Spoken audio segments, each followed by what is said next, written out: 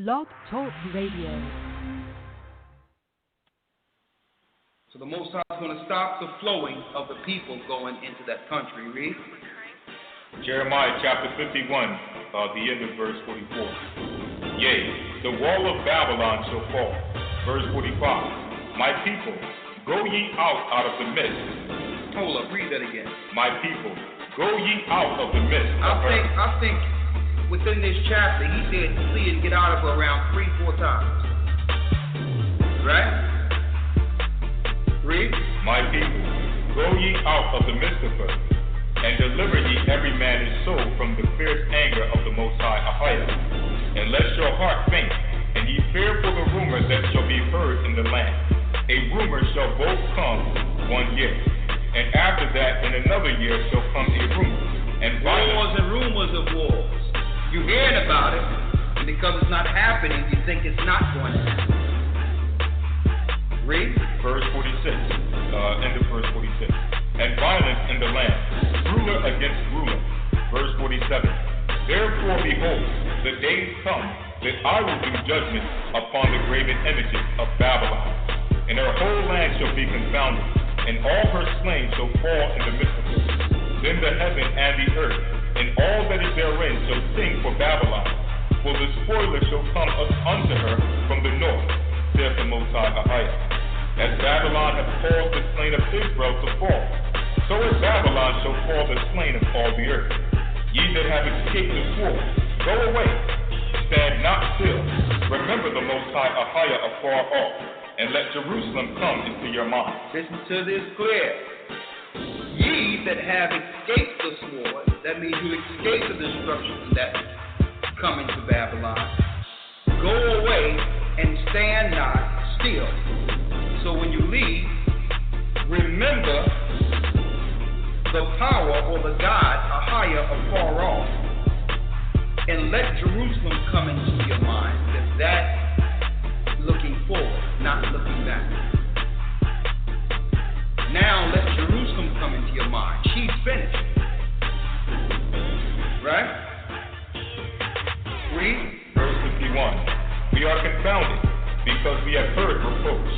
Shame has covered our faces, for strangers are coming to the sanctuary of the Lord's house. Strangers have destroyed us. Strangers have destroyed our sanctuary, our belief. They destroyed our understanding so that we cannot connect to our God. They've given us their gods. Baal, Satan, the dragon, Moloch. These are the gods we've been worshiping ignorantly. Jesus, Zeus. Okay, we ain't know nobody named Jesus. Total madness. And then when we wake up and understand these things, we say, well, hold up. I'm a stranger here. You dragged me here. And the Most High starts reviving us. They be like, okay, we have one who's the extremist. You're a terrorist. Read on.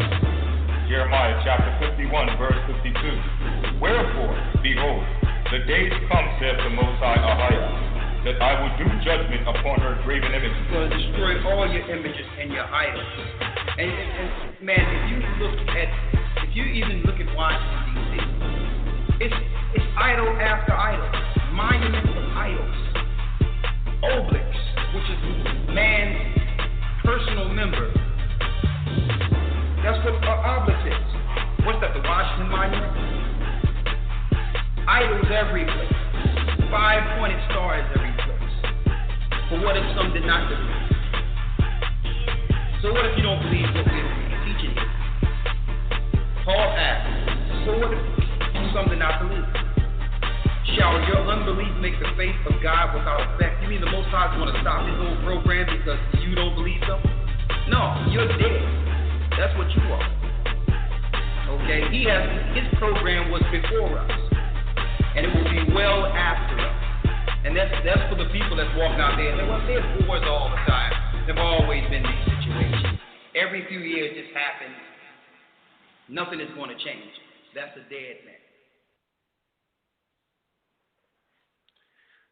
Shabbat Shalom, Barakatham, Watawata. Peaceful Sabbath. Bless you all. And thank you for listening to another episode of Friday Night Sabbath. coming out of Babylon here on blogtalkradio.com for the Gathering of Christ Church. I'm your host, Brother Ramar Karab. With me in the studio, we have Brother Shamna Wa'ala. It is 4:04 p.m. Central Standard Time, June 17th, 2016. I hope you brothers and sisters out there listening can hear me loud and clear. And it's been a few weeks since we've been on. Pray that everybody's been well in that time, that you've had a blessed week. We had the first day of the new month and the new season this past Saturday at sundown, starting summer. So it was a double Sabbath, and I pray everybody had a blessed weekend, enjoying, the back-to-back holy days as we get ready for the end of the week, this week's holy days, holy day and the Sabbath. We want to give all praises to the Most High, in the name of His Son Christ Yeshua, for being able to see another Sabbath. It's not always promised. Life is short. Life is precious, so we have to make sure that we're, counting our blessings and taking advantage of every day that we have, especially on the Sabbath. Also, giving all thanks to the Most High for another episode here on Blog Talk, Friday Night Sabbath coming out of Babylon. Man, I don't even know where to start. It's so much going on right now. So definitely had to come on today and do a show with everything that's been happening since we last spoke, and not even so much since we last spoke, but just this week, past couple of weeks, it's just I don't even know the words to use to describe the insanity and the demonic wickedness of things that are going on in this world, and how people are just they're just in another realm, mentally and spiritually. But we're going to go into as much as we can, as the little time that we have. Is so much. I had to try to, narrow it down to what was going to be discussed. So just to give you a sneak preview on what we'll be talking about tonight, of course, probably the biggest thing that's happened that everybody is, been probably talking about or have seen was you had a so-called terrorist attack happen in Orlando. So we're going to be talking about that. Also, we've been talking about the disasters, the natural disasters that are on the horizon with all the volcano activity and all the earthquake activity. So we're going to talk about Obama with his FEMA preparations that have been in the works here for this month, due to the fact that we're coming up on hurricane season. Also, you have the EBT situation going on, where people aren't able to get to their those who are on social benefits. The system has been having glitches and so-called glitches and whatnot. So those are just some of the things we're going to talk about, of many. But before we go into segment one, which is news, current events, and Bible prophecy, we're going to go into some quick announcements concerning the church. So for those brothers and sisters out there who may be unaware of the different means and ways that you can follow along with the church, you're gonna go over those for you. Also, if you're maybe new and just don't have an idea, we're gonna go through all of that for you. So we have Blog Talk on actually 3 nights out of the week. We have on Fridays, we have Friday Night Sabbath coming out of Babylon, starting at 5 p.m. Eastern, 4 p.m. Central, and 2 p.m. Pacific time. Then is www.blogtalkradio.com/GOCC Church. or you can give us a call at 646-200-4309 to listen through your phone.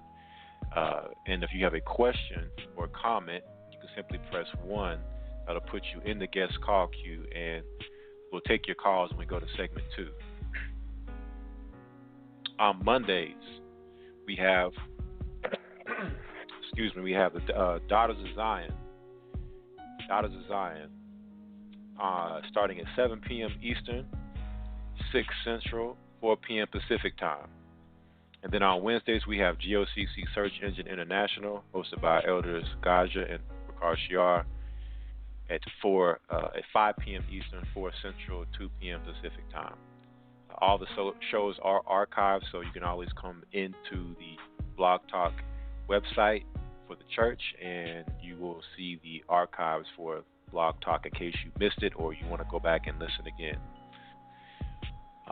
On Saturdays, we have the Ustream classes, which start around 8 a.m. Eastern Time. The website for that is www.ustream.tv/channel/THE-GOC-church. And those classes are actually taught by Elder Rakar Shiar and Elder Lawyer. Then at 3:30 p.m. Eastern, you have the law class, which is brought to you by Elder Gabar Yashala there in New York. All right. Also, those shows are archived. Those classes are archived there on Ustream in case you miss it or you want to go back and watch. They'll be there for you as well. The website for the church is www.gatheringofchrist.org. You have the email for the church, which is gatheringas1, that's the number 1, at AOL.com. And the phone number for the church is 888-334-3330. All right. On the website, we have the GOC network side. This is the side of the website for small businesses, entrepreneurs. Right now, the featured businesses we have are custom designs by Sister Riri, custom-made Bible covers, Mitris, and more. Shay & Co. Consulting, professional legal advice from Brother Shapat. A book called Recovering from Autism, One Family's Journey of Hope and Healing. Desired Promise, natural products including hair butters, body butters, scrubs, and more. Herbal Health Review, natural health remedies from Dr. Truman Burst. Heavenly Treasure, essential oils, information on healing, well-being, and more. WOS Herbal Health, organic and wild-crafted quality supplements. And Barack Rapal Naturally with Sister Eliona, natural health, diet, and lifestyle consultant. And we are pleased to announce our newest members to the GOC Business Network, Exodus, Herbal Gum, and Tooth Powder. All these businesses, again, are found on the gatheringofchrist.org website under the GOC Network section, subheading Business Directory. If you would like to join the network, you can send an email to goccnet@aol.com, goccnet@aol.com. So again, those are the businesses that right now are being displayed for the Gathering of Christ Church. So make sure that you're supporting your brothers and sisters, supporting the community instead of supporting this system of the beast, which is only designed for our destruction. So let's continue to be supportive of the body. Also, you have the GOCC Hebrew calendars for 2016 ready. Just send an email also to goccnet@aol.com if you would like more information on how to get that calendar. If you're in the Texas area or surrounding states, you can send us an email, gocctexas@ymail.com, or give us a call at 972-793-7068. All right, and that's for those who are in the Texas area looking for baptism, fellowship, anything along those lines. Make sure you're reaching out to us. So that's it on the announcements for the church. Right now we're going to go ahead and get ready for segment 1, news, current events, and Bible prophecy. I'm going to play some new music before we get started, and just make sure you have your seatbelt on, you're strapped in, because again, we got a lot of information to cover, and make sure you're ready for it. Be right back.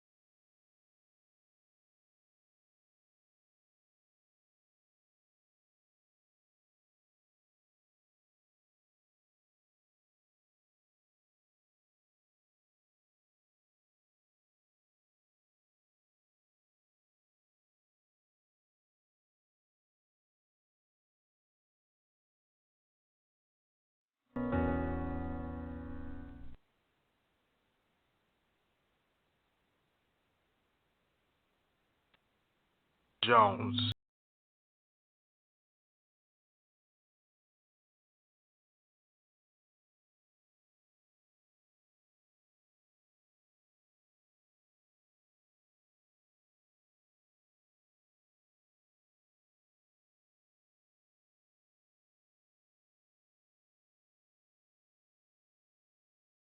Life is like a gift to me. My dad died at 23, so every day I wake up, I'm so happy to drop to my knees. Praying to the Most High to please come and salvage me. My soul is so torn and tormented, I can barely breathe. But my spirit keeps telling me to hold on. And I'm fighting against this flesh and mind is so strong. The one who brought me to this point had to move on. So I'm fasting almost every month to keep from doing wrong. Cause long suffering is hard when you ain't got your God. And your power for it keeps getting a moving charge. It's my charity up to par because I'm feeling scarred.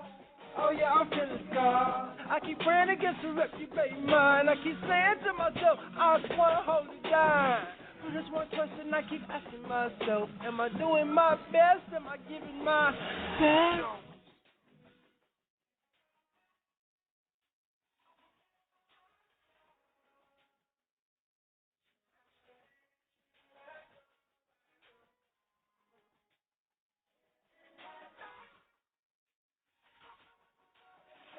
Yeah.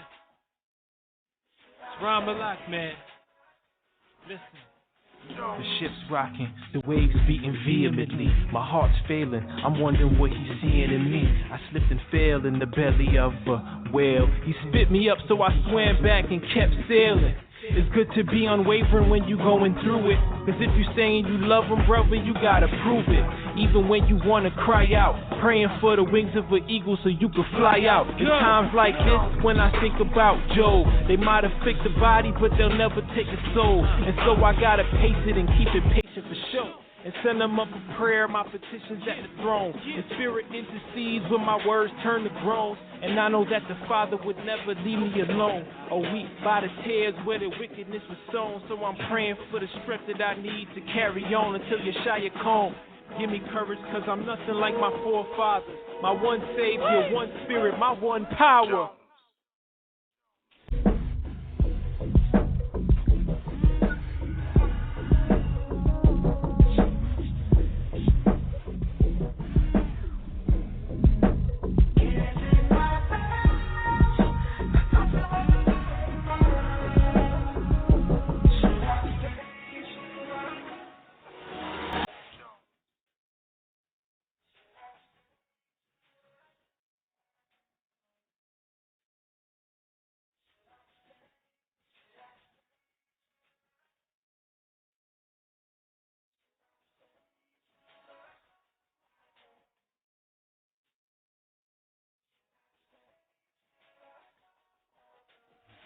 They be running through my brain, they be running through my brain, running through my brain.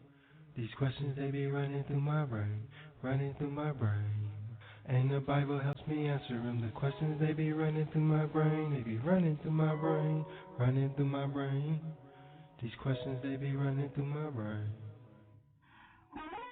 Jones.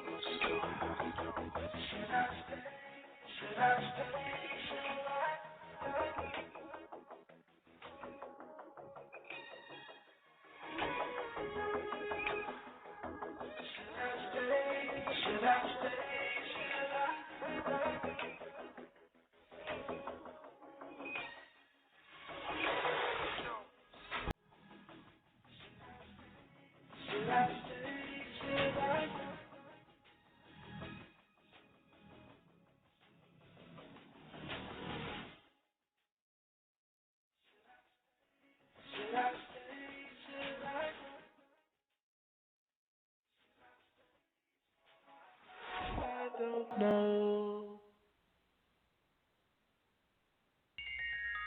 You know what I'm saying? Like, wow, Bron, you boring now. We can't get no money no more. You don't want no women. Is there anything you want? I'd be like, yeah. I want to live forever.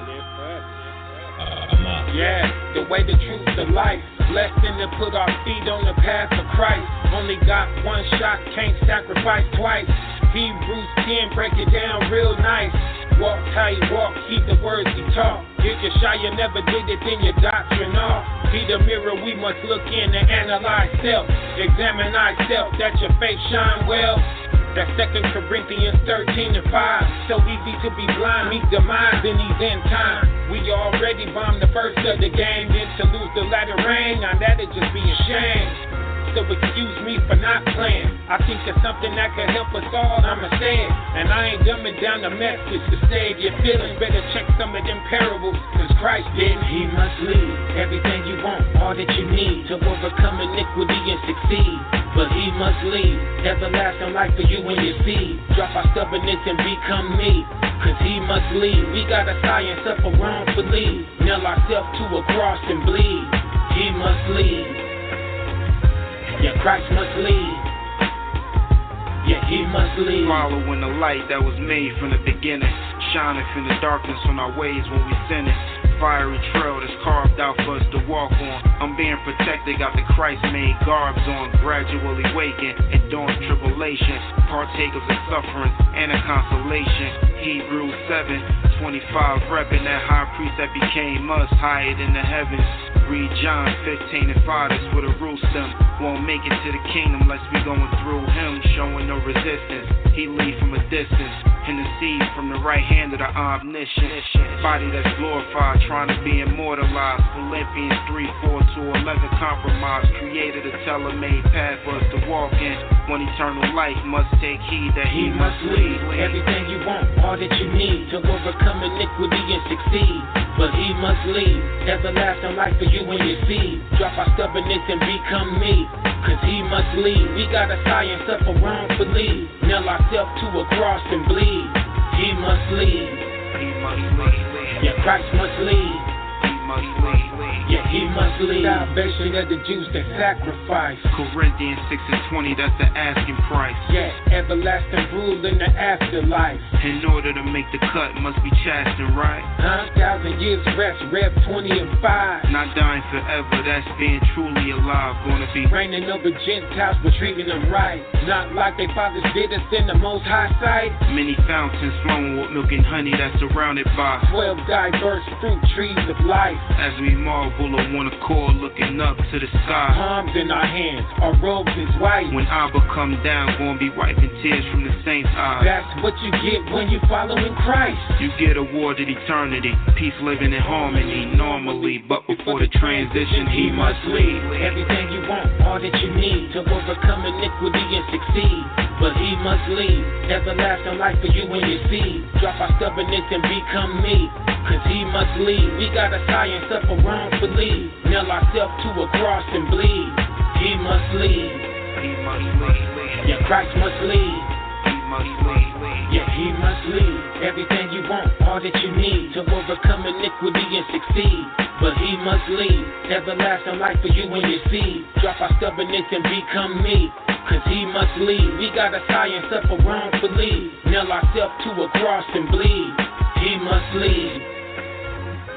Yeah, Christ must lead. He must lead. Yeah, he must lead. John chapter 10 verse 7. Then said Yeshua unto them again, Verily, verily, I say unto you, I am the door of the sheep. Verse 8, all that ever came before me are thieves and robbers, but the sheep did not hear them. Verse 9, I am the door. By me, if any man enter in, he shall be saved, and shall go in and out, and find pasture. I know you got something on that, let's get it. I'ma just spin it back a little bit. You know the John 10 and 1 through 4. Verily, verily, I say unto you, he that entereth not by the door into the sheepfold, but climbeth up some other way, the same is a thief and a rob too. But he that entereth in by the door is the shepherd of the sheep. 3, to him the porter openeth, and the sheep hear his voice, and he calleth his own sheep by name, and leadeth them out. 4, and when he putteth forth his own sheep, he goeth before them, and the sheep follow him. They know his voice. See that? He leads them. All praises to the Most High. Ahaya, in the name of Yeshua and in the Holy Spirit. Wow.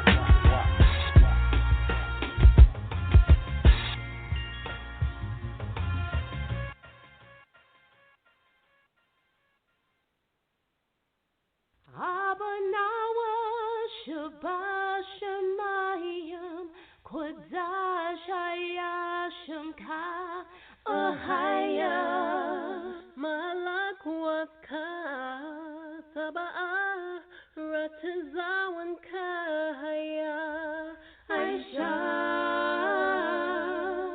Bahurataza Kawa Haya Bashimayim Nathanmanawa Laham Kayuam Wasalak Nawa Kawabwab Nawa Kasalak Nawa Kawabwab Nawa Wala the Bayan Nawa.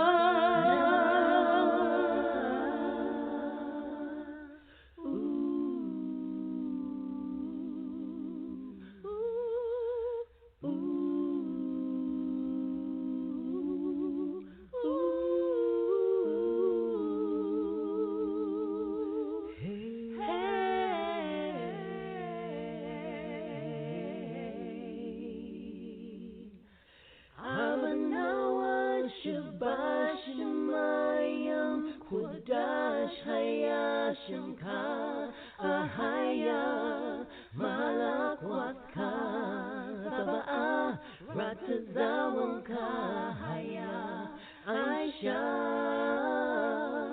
Barataza Koa Haya Bashamayim Nathanmanawa Laham Kayuam Wasalak Nawa, Kawabwat Nawa, Kasalak Nawa, Kawabwat Nawa, Wala Sabayan Nawa, Banasaya one above, Hawashai Nawa, Man, Raikaya Laka, Hamalak Wat, Waha Allah. Wahata Pyras, Wa'ai Wai Yum.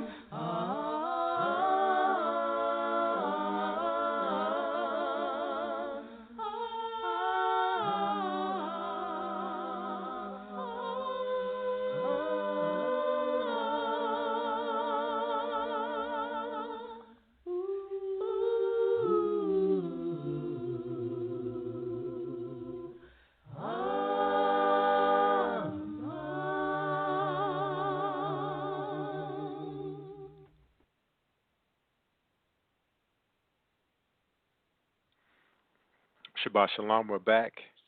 That was the Lord's Prayer in Hebrew, and we're going to get the Lord's Prayer now in English. Going to St. Matthew chapter 6, verse 9. After this manner, therefore, pray ye, Our Father, which art in heaven, hallowed be thy name. Thy kingdom come, thy will be done in earth as it is in heaven. Give us this day our daily bread, and forgive us our debts as we forgive our debtors, and lead us not into temptation, but deliver us from evil. For thine is the kingdom, and the power, and the glory forever. Amen. So be it. And now the scripture for the broadcast is Matthew 24, verse 10.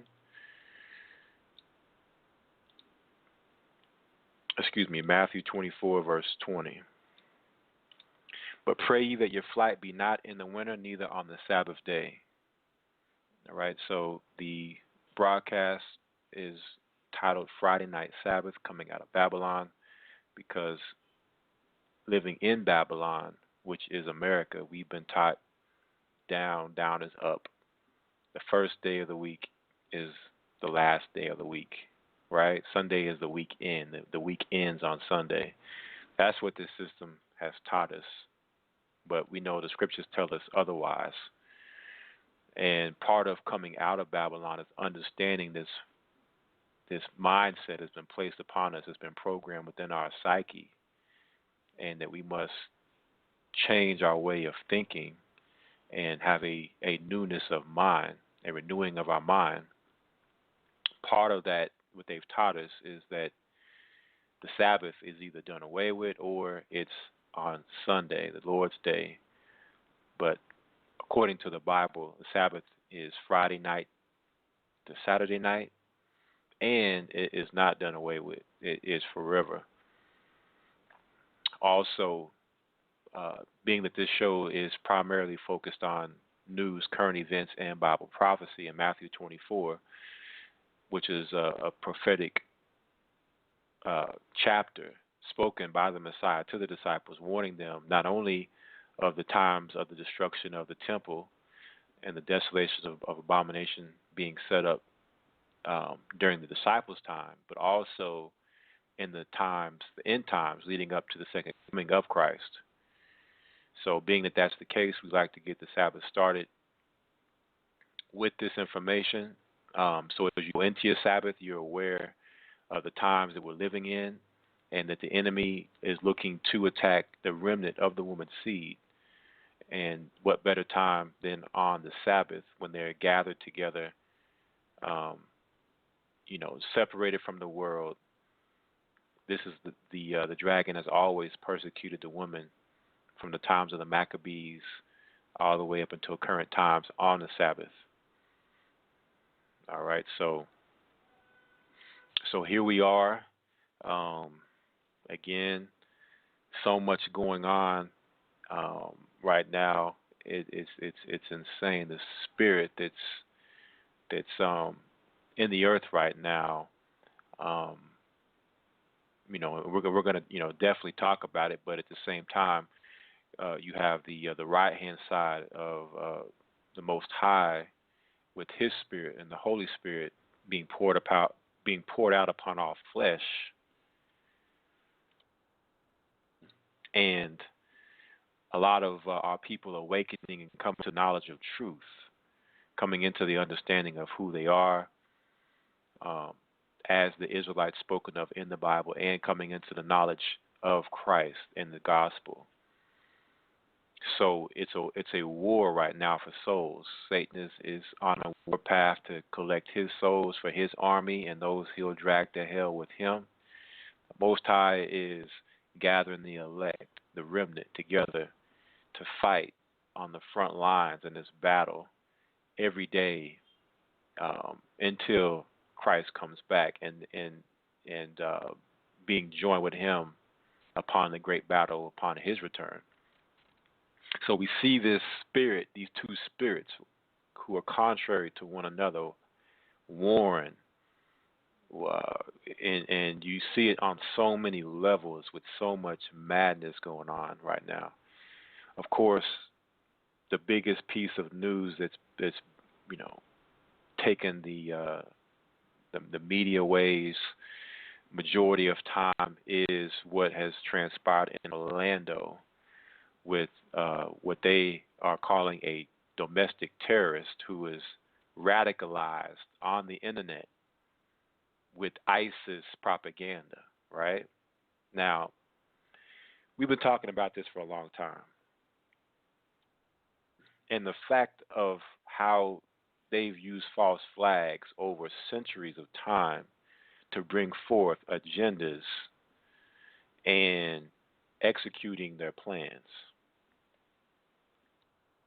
When I say they, I'm speaking about the rulers of the darkness of this world, whom the buzz phrase that most people would call it is the Illuminati or the New World Order or the global elite. But Ephesians chapter 6 refers to these powers as the rulers of darkness of this world, right? Those behind the curtain who are pulling the strings, pulling everybody's strings, the beast that's ravaging through the earth, devouring those who gets in its path. This system that's been set up with America at the pinnacle, America being Babylon, the head of the snake, right? So what is it that America needs to accomplish in order to bring forth the New World Order? There are many things, but one of the main things is gun control, right? So when we look and examine this Orlando shooting, not only is it a false flag, but it's another one of what we spoke about again in the past. It's a total hoax, right? It didn't happen. Nothing happened. But what did happen was a drill, right? Because when you look at this and examine it, all you have to do is just do a little bit of critical thinking and be subjective to what's being shown to you on the news. So let's examine some things here for those naysayers out there that maybe are caught up in the matrix and think that this is something that really happened. So let me pose some questions for those naysayers, and maybe you brothers and sisters out there have some questions of your own when these things happen in the government. First thing they scream is gun control, right? So I'm sitting here watching this, and I'm looking at the scene, right? And I see police cars everywhere, but I see no ambulances. And this is supposedly the worst mass shooting in American history. You had, 50 people at first. They said 50 died, 53 wounded, and you have nothing but police cars, no ambulances. I mean, you see a couple fire trucks. I don't know, what a fire truck is going to do. They should be looking to put out, fires, but they're out with the police. So, these are some of the things I'm looking at here. And then, you're watching. I'm watching CNN, right? And I'm looking, and it's the same footage over and over again. They show you a couple video clips of a few seconds of people being carried by, I guess, people who were supposedly in the club, right? And a few pictures, and that's it. In a world of digital technology and constant surveillance, whether it's the government with cameras everywhere or people with their cell phones, like everybody has a smartphone in this day and age. It's very rare you'll find somebody who doesn't have a flat screen, long phone, either a iPhone or a Samsung or of the likes, Android, if not a Samsung, phone with a high resolution camera. So where's all the video footage? Where are all the pictures? There is none. Only what the media is showing us. So the media is looping these images and this video footage over and over. And the whole while they're doing it, they're feeding you this whole line of garbage, of what we call programming. They're exercising their magic and their sorcery on the minds of the masses. So the first thing I'm asking myself, where's the blood? Where's the proof? Where are the bodies at? This guy, right, who was supposedly radicalized on the internet for ISIS propaganda, this guy had of course, every false flag shooting hoax has a AR-15. It's always an AR-15, and he has a handgun. So now I'm asking the question, okay, this is what he had, right? So how was it he was able to kill 50 people and injure 53 people with an AR-15 and a handgun by himself. It's impossible. They changed the number to 49. They went from 50 to 49, but it's impossible because AR-15 is not an automatic weapon. It's a semi-automatic weapon, and I believe most clips on an AR-15 are 30 rounds, right? So you think he injured and wounded over 100 people, about 102 people, right? And you got to think to yourself, his accuracy couldn't have been 100%. So let's just say his accuracy was 50%, right? He was a marksman, right? He had no training, but yet he was so deadly accurate with his AR-15. Let's give him the benefit of the doubt. Say he had 50% accuracy. That would mean that he shot over 200 rounds with an AR-15 and a handgun because he's missing sometimes, right? He's not going to hit every time. But then I'm looking and I'm seeing that most of the people who are being carried, or all the people I see being carried, and all the people who they've interviewed as victims on the news were all shot in the legs. Like everybody has leg wounds. So this guy is so deadly accurate with killing people, but yet he's shooting people in the legs. So, these are just some of the questions that I ask myself when I see these shootings. I start looking at things that just don't make sense and are suspicious and don't add up. And then when you go and you dig deeper, you'll find out that this guy was an actor, 3 movies, 1 movie being a gay movie. At that, so many things are coming out with this guy working for I think it's a company called GS4, which is a crisis acting company for crisis actors. And so many connections with him in the government, FBI, CIA. All these things are now starting to surface about this guy that you've been lied to. That what you're seeing isn't what they're telling you isn't what happened. Now, they're able to kill so many birds with one stone with this particular incident because it's happening at a gay nightclub, right? And what's been in the news so much lately, so much on gay rights, but more specifically, a gay or a transgender bathroom bill, right? So the majority of people that died in this gay nightclub died where? In the bathroom. Yeah. So do you see the programming yet? How they are taking you down a road of mind control and how everything is subliminally being programmed into the subconscious of the masses, right? And of course, every shooting that happens, it has to be ISIS inspired, right? So there are so many different agendas. Like the more you watch the news about this, the more agendas you see coming out, whether it's the gay agenda or the ISIS agenda or the gun control agenda. It doesn't get old.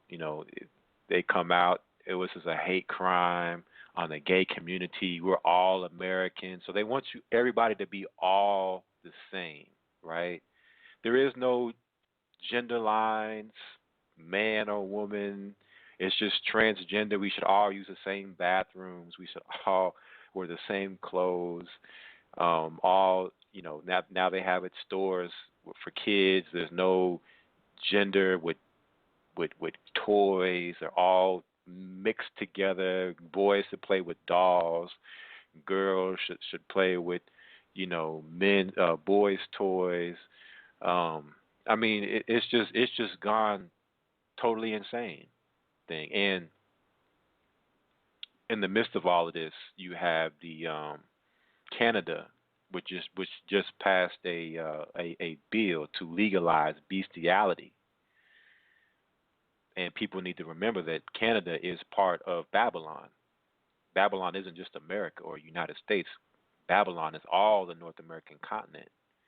So now you have Canada, and I was going to read the article, but it was so graphic and abominable. I was like, nah, I can't read this because, we do maybe have young listeners listening. So for those who are out there that maybe didn't know or you want to know more, just type in Canada bestiality, and I'm pretty sure you'll get many search results, and you can read that in your own spare time. While all of this is happening under the gathering of the Bilderbergs, while they're meeting in Germany for the Bilderberg meeting, right? All of this happening. Then you have another shooting happen in Britain with a politician being killed, and they're under discussions of Britain exiting the European Union. That happening. You have the deaths of several individuals, from Muhammad Ali to Kimbo Slice, MMA fighter. You also had a lady by the name of Christina. I think her name is Grimmy or Grimy. I don't know how to pronounce her name. I don't know who she is, but she's supposedly a YouTube star, right? And before that, of course, you've had the deaths of Prince and Tupac's mom. You're having these people who the world reveres as mighty men or great men and women dying, and then in the midst of all of this, you have the presidential election coming up with so much drama between, Donald Trump, Hillary Clinton. Every day it's like, okay, you turn the news on, it's like, what has Donald Trump said now? What has he done now? Like every day it's all about Trump and what he said and what he's done. So much controversy. And this is what American people want. If it wasn't for the presidential reality show being a reality show, people wouldn't care. So people only tune in because it's juicy and it's drama, and it's like watching the soap opera or those kind of movies. It's just become absurd with all that's going on, and we'll talk more about the presidential election and all of that as we go through our news. But these are just some of the things that are happening. It's so much more than, of course, what I'm mentioning now, and also the articles we're going to read. But it's just I don't even know what to say anymore. But let's go ahead and go into the news. I know y'all are ready to go into these articles. So let's go ahead and start with our first article here. And this comes off of activistpost.com. Right? Activistpost.com. It says here, Barack Obama warns Americans to be prepared for a disaster. This is June 2nd, 2016. One moment here.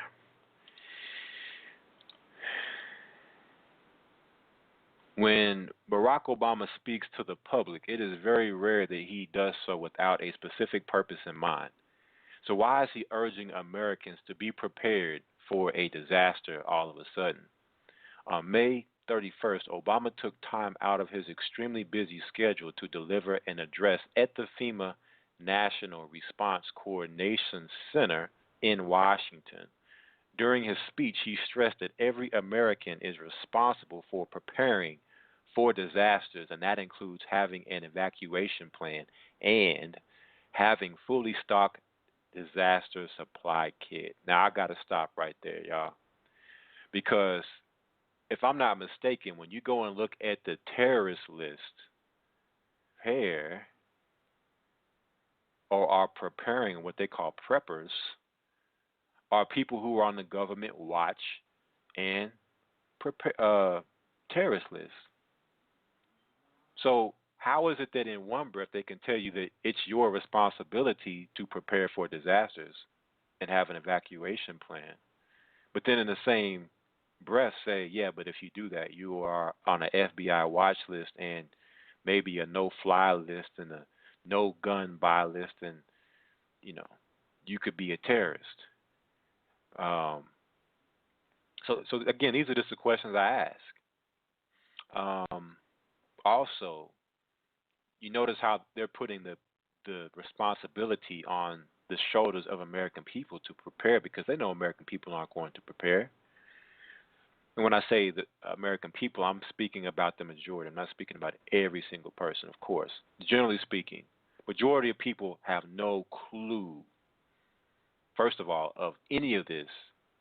And if they did, they have, if they did halfway care to want to know, they have no clue on how to prepare, because their whole life they've been treated as slaves and as pets, to where they are totally dependent upon the government for support and sustainability. So they know this, but when it happens, of course, they understand that people won't be ready. This is what they want. So reading on here, it says, these are basic steps that I have been encouraging people to do for years, but if they won't listen to me, perhaps they will listen to the man currently residing in the White House. The following excerpt from Obama's speech comes directly from the official White House website. So this is on the White House website, government website, and it's on the FEMA website. So for anybody who's, saying, no, this is actual news. This is actually coming straight from the mouth of Obama and the government. It says here, this is Obama quote, one of the things that we have learned over the course of the last 7.5 years is that government plays a vital role, but it's every citizen's responsibility to prepare for a disaster. And that means taking proactive steps like having an evacuation plan, having a fully stocked disaster supply kit. If your local authorities ask you to evacuate, you have to do it. Don't wait. This speech was timed to coincide with the beginning of the hurricane season, although hurricanes have not posed much of a threat lately. So, of course, June is the start of hurricane season. So, could we be looking at a possible another Katrina event on the horizon? It says here, in fact, a major hurricane has not made landfall in the U.S. for 127 straight months. But without a doubt, we all need to be preparing for a disaster. Hurricanes can create a short-term emergency that can last for a few days. But there are other threats that could create a major emergency that could potentially last for an extended period of time. The list of potential threats includes a major volcanic eruption. We've talked about the volcanoes last episode. We were up to 40 active volcanoes. It says here a natural or engineered pandemic. That's, any type of, biological threat.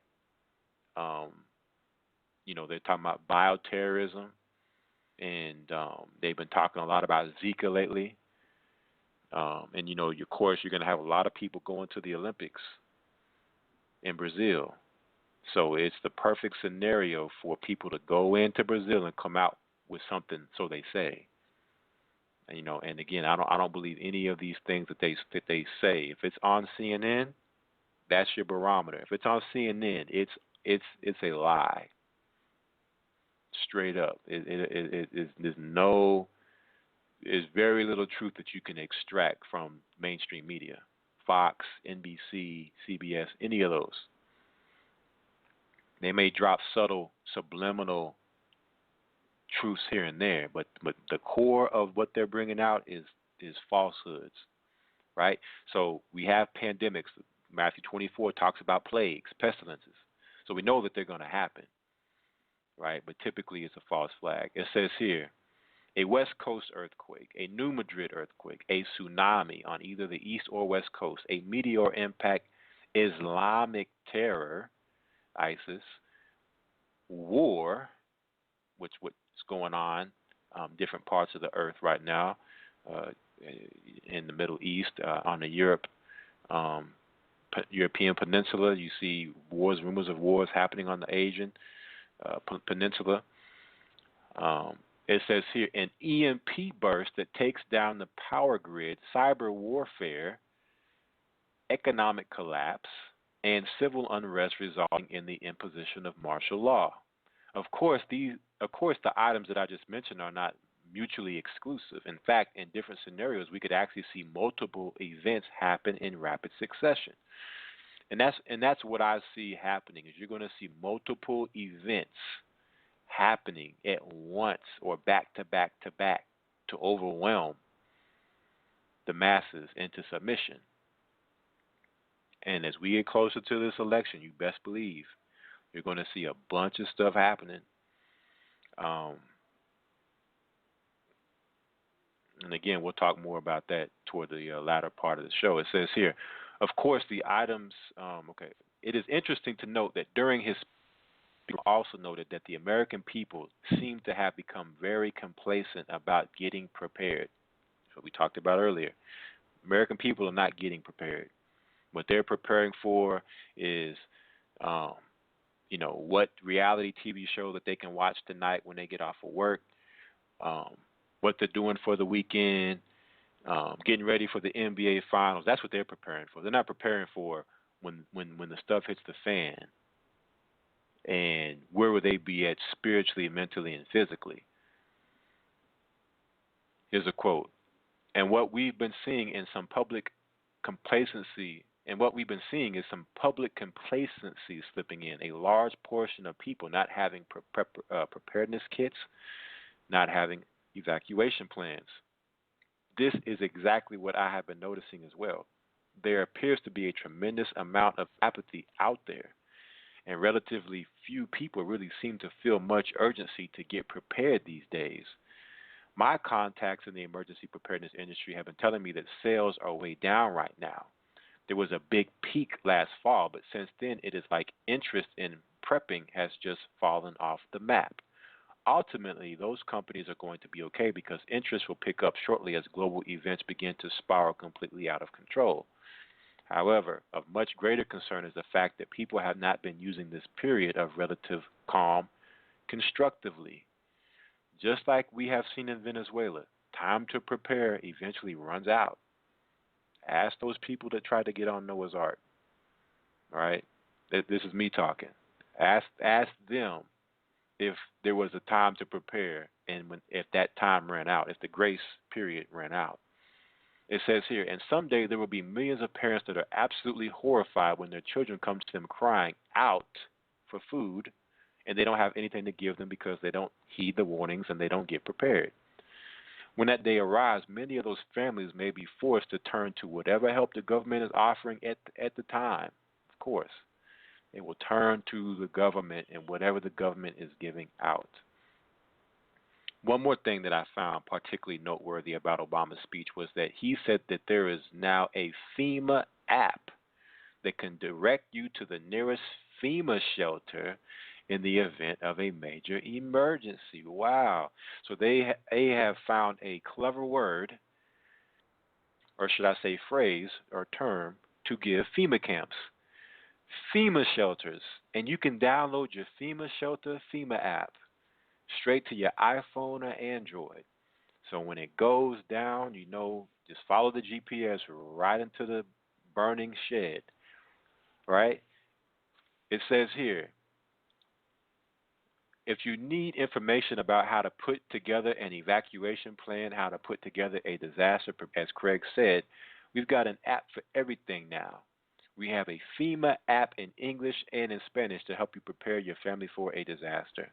You can update the National Weather Service alerts. You can get safety tips for more than 20 kinds of hazards. It provides you directions to nearby shelters. Wow, that's a great term to call a concentration camp, a shelter. It says here, could you envision yourself and your family having to take refuge in a quote unquote FEMA shelter someday? If not, you should do what you can to get prepared now. Over the next couple of days, my wife and I will be releasing a couple of new videos about preparation on our YouTube channel. I hope that many of you will check them out. Unlike Venezuela, it looks like we may still have a little bit more time to prepare for what is ahead. Some people will relax and use this time to party, right? Just like the days of Noah. But those that are wise, like the ant, will work diligently and will do what they can to get ready for the exceedingly challenging times that are rapidly approaching. Hopefully, you are listening to the warnings and are heeding what the watchmen are saying. If not, the consequences for what will happen to you and your family will ultimately be on your own hands. And we've told those members of our church for years now to have at least a minimum 2 weeks supply of food and water, maybe first aid kit, things like that. So if something were to happen, you have some rations to sustain yourself so you don't get caught up in the madness. Ask those people who were in Katrina, or ask those people who were in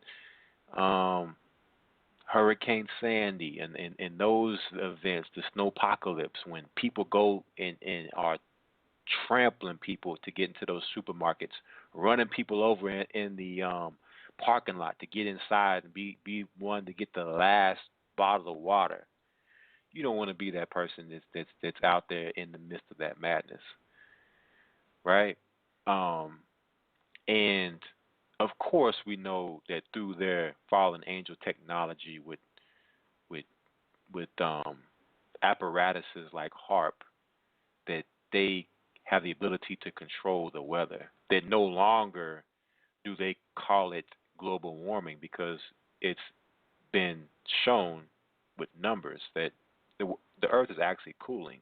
So they no longer can use global warming or El Nino. Now they switch to La Nina, and that the Earth is getting cooler. So now they just use the term climate change, because climate change is more broad, and it can be used in a more broad term to any type of change in the weather is climate change. When the climate changes every day, seasons come and go, climate changes. So, but they're pushing this because through climate change, they can say that people are responsible for the change in the earth, the natural earth changes, that they're putting out too much carbon. The earth is overpopulated, and all the carbon gas is going into the earth from people living, whether they're breathing or eating or whatever to survive, all the pollution that these plants and things like that we must reduce the world's population.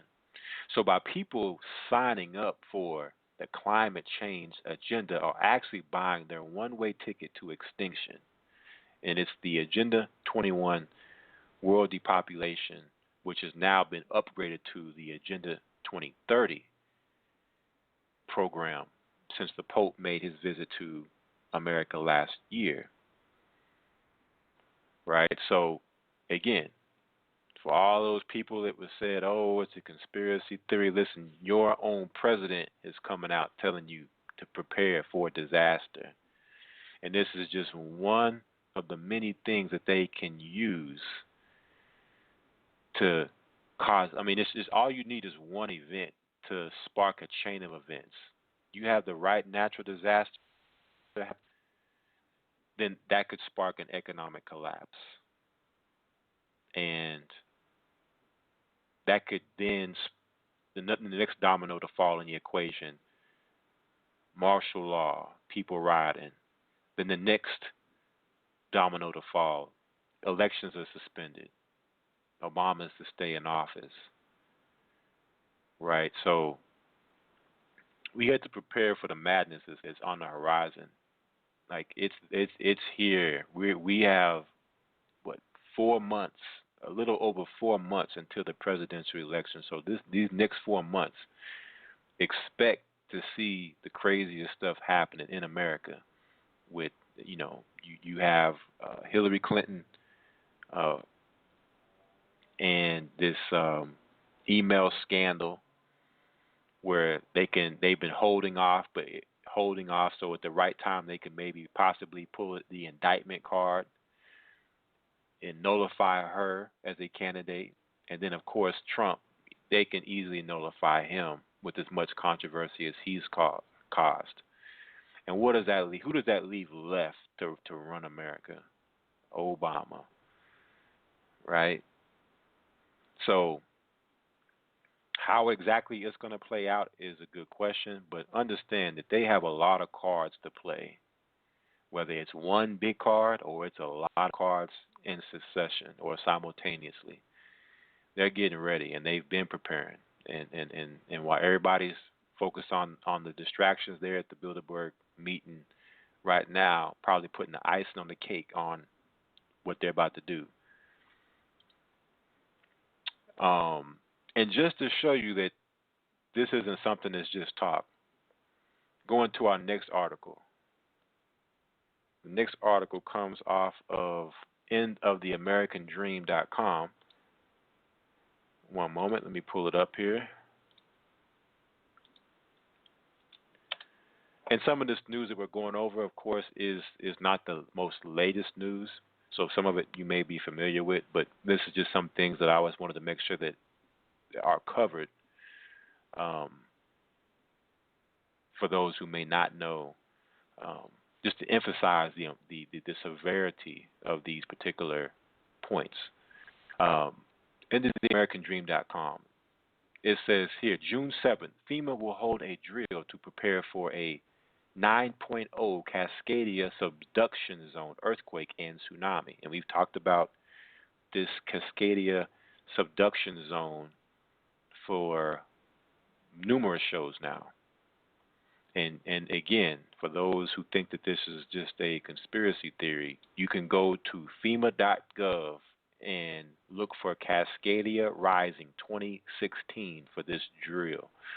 It took place from June 7th through the 10th of this year. So it just happened about a week and a half ago. It says here,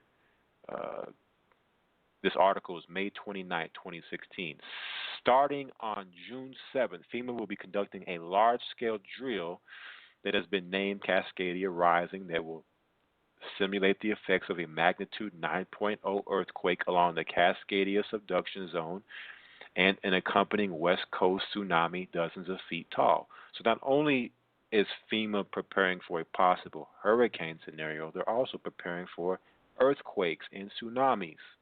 It says here, according to the official flyer for the event, more than 50 counties plus major cities, tribal nations, state and federal agencies, private sector businesses, and non-governmental organizations across 3 states, Washington, Oregon, and Idaho, will be participating. In addition to Cascadia Rising, U.S. Northern Command will be holding 5 other exercises simultaneously. According to the final draft of the Cascadia Rising drill plan, those 5 exercises are entitled Ardent Century 2016 Vigilant Guard Special Focus Exercise, Turbo Challenge, and Joint Logistics Over the Shore. The primary scenario that all of these participants will be focusing on will be one that involves a magnitude 9.0 earthquake along the Cascadia subduction zone, followed by a giant tsunami that could displace up to 1 million people from Northern California to Southern Canada. We have never seen such a disaster before in all of U.S. history. Do they know something that the rest of us do not? It is funny that they are preparing to deal with the effects of a magnitude 9.0 earthquake along the Cascadia subduction zone, because that is precisely the size of earthquake that I warned about in an article back in March. The San Andreas Fault in Southern California gets more headlines, but the Cascadia subduction zone is much larger threat by far. This fault zone is where the Juan de Fuca Plate meets the North American Plate, and it stretches approximately 700 miles from northern Vancouver Island all the way down to Northern California. If a magnitude 9.0 earthquake were to strike, the immense shaking and subsequent tsunami would cause damage on a scale that is hard to even imagine right now. Perhaps this is why FEMA feels such a need to get prepared for this type of disaster, because the experts assure us that it is most definitely coming someday. The following comes from the official website of the Cascadia Rising exercise. A 9.0 earthquake along the Cascadia subduction zone and the resulting tsunami is the most complex disaster scenario that emergency management and public safety officials in the Pacific Northwest could face. Cascadia Rising is an exercise to address that disaster. June 7th through the 10th, emergency operations and coordination centers at all levels of government and the private sector will activate to conduct a simulated field response operation within their jurisdictions and with neighboring communities, state EOCs, FEMA, and major military commands. If you don't think that the scenario that they are studying is realistic, perhaps you should consider the fact that the largest earthquake in the history of the continental U.S. struck along the Cascadia subduction zone back in 1700. The following comes from CNN. In fact, the Cascadia already has made history, causing the largest earthquake in the continental U.S. on January 26, 1700. That's when the Cascadia unleashed one of the world's biggest quakes, causing a tsunami so big that it rampaged across the Pacific and damaged coastal villages in Japan. So an earthquake along that fault line, which is right off the coast of Washington and Oregon, big enough to cause tsunamis in Japan, all the way on the other side of the Pacific.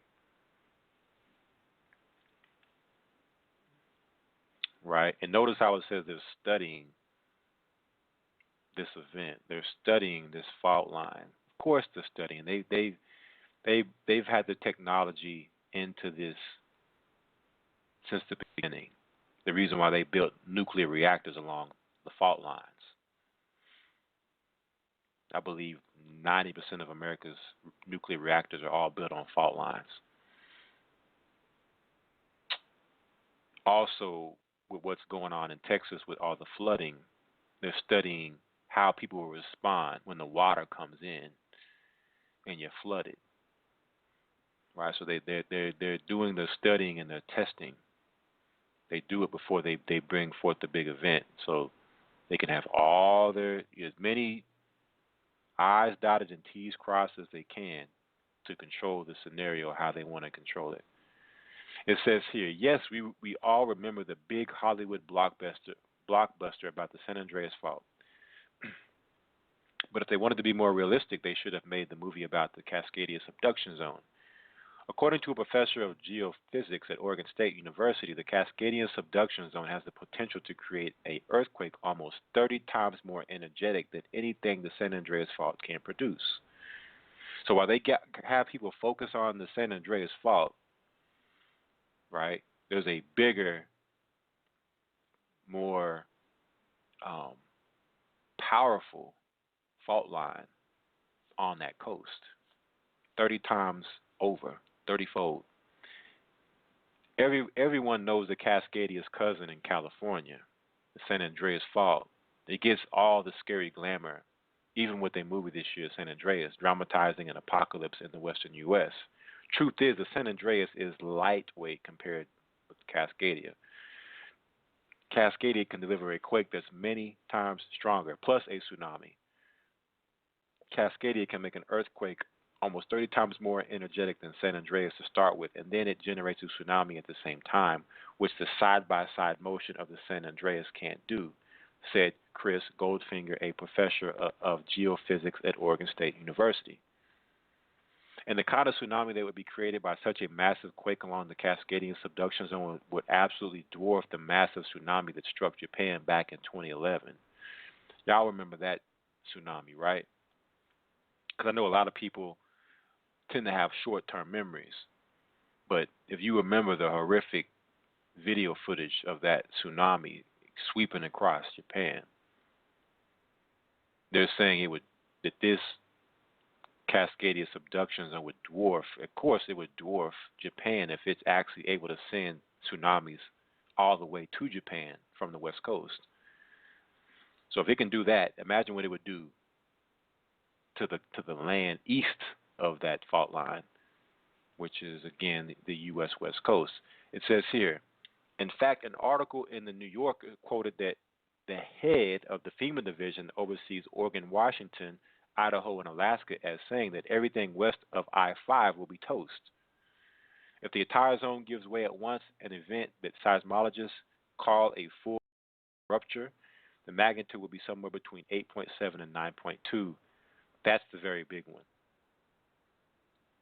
By the time the shaking has ceased and the tsunami has receded, the region will be unrecognizable. Kenneth Murphy, who directs FEMA's Region X, the division responsible for Oregon, Washington, Idaho, and Alaska, says our operating assumption is that everything west of I-5 will be toast. In the Pacific Northwest, everything west of I-5 covers some 140,000 square miles, including Seattle, Tacoma, Portland, Eugene, Salem, the capital city of Oregon, Olympia, the capital of Washington, and some 7 million people.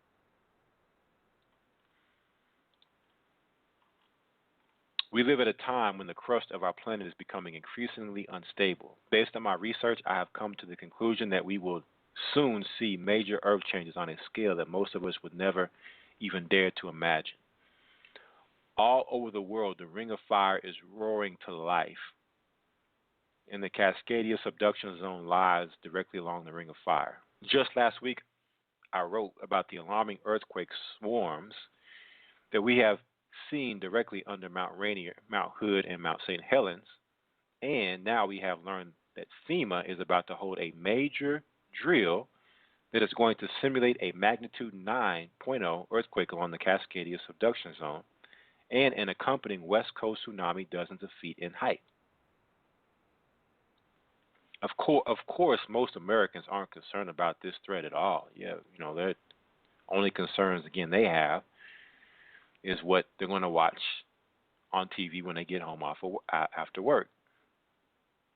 Most Americans just assume that life will continue to go on normally just as it always has, but I happen to agree with the experts that are promising us that an absolutely massive earthquake along the Cascadia subduction zone will strike someday, and when that happens, life in America will be permanently altered. So,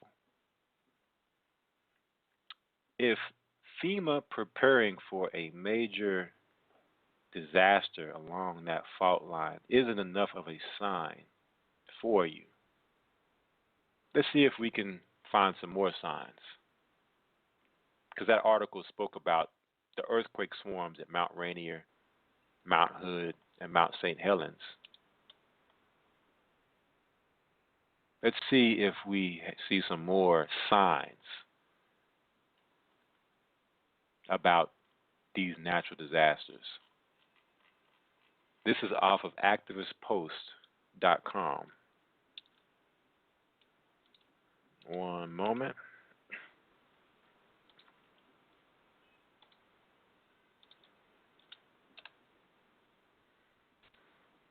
Activistpost.com.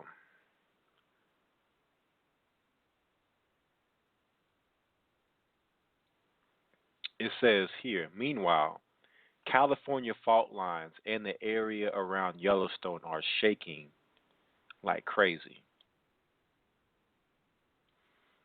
And this was just 2 days ago, June 15th, 2016. Over the past few days, the mainstream media has been fixated on the largest mass shooting in U.S. history. But meanwhile, there has been highly unusual seismic activity along major fault lines in California and near the Yellowstone supervolcano. Now, this isn't something that just started for those who may think that this is. This is something that has been going on since the beginning of this year as far as recent activity of, unusual readings and tremors. Of course, these areas have been active over the course of their lifespan, but in recent months, this has been happening, and now it's happening again this week.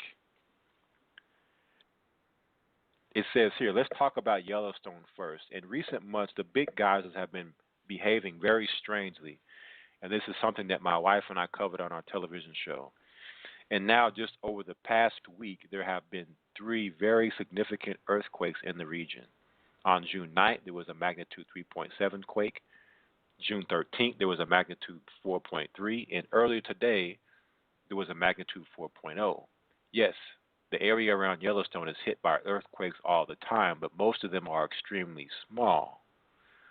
For earthquakes of this size to be striking right around Yellowstone is highly unusual and more than just a little bit alarming. So even before the big quake hits, you notice we're getting warnings and signs. So can't nobody say that they didn't see it coming. It's just whether we were paying attention and whether or not we took, precautions to prepare ourselves. It says here, the map below comes directly from the USGS, and it shows all of the earthquakes of magnitude 2.5 or greater that have hit the western portion of the U.S. over the last week. The 3 big earthquakes that struck southwestern Montana are visible on the map, although they are hard to see because the dots all overlap. But the main reason why I am showing you this map is because I want you to see all of the earthquakes that have been happening along the major fault lines in Southern California in recent days. And it has a map here showing the different fault line, the different earthquakes on the fault line. San Andreas. And all the while this is happening, they're preparing north of California along the Cascadian fault line. Right? It says here, the biggest was a magnitude 5.2 earthquake that hit an area northeast of San Diego on Friday. The following comes from NBC Los Angeles.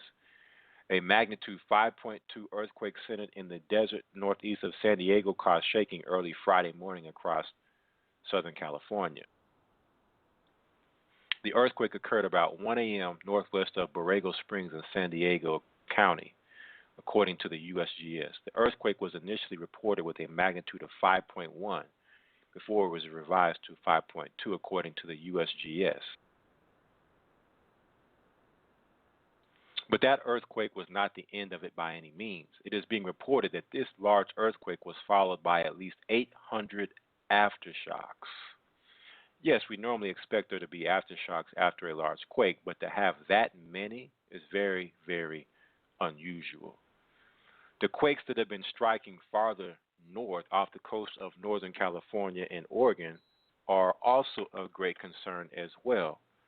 Just recently, I wrote about the fact that the federal government has been conducting drills that have attempted to simulate the response to a magnitude 9.0 Cascadia subduction zone earthquake.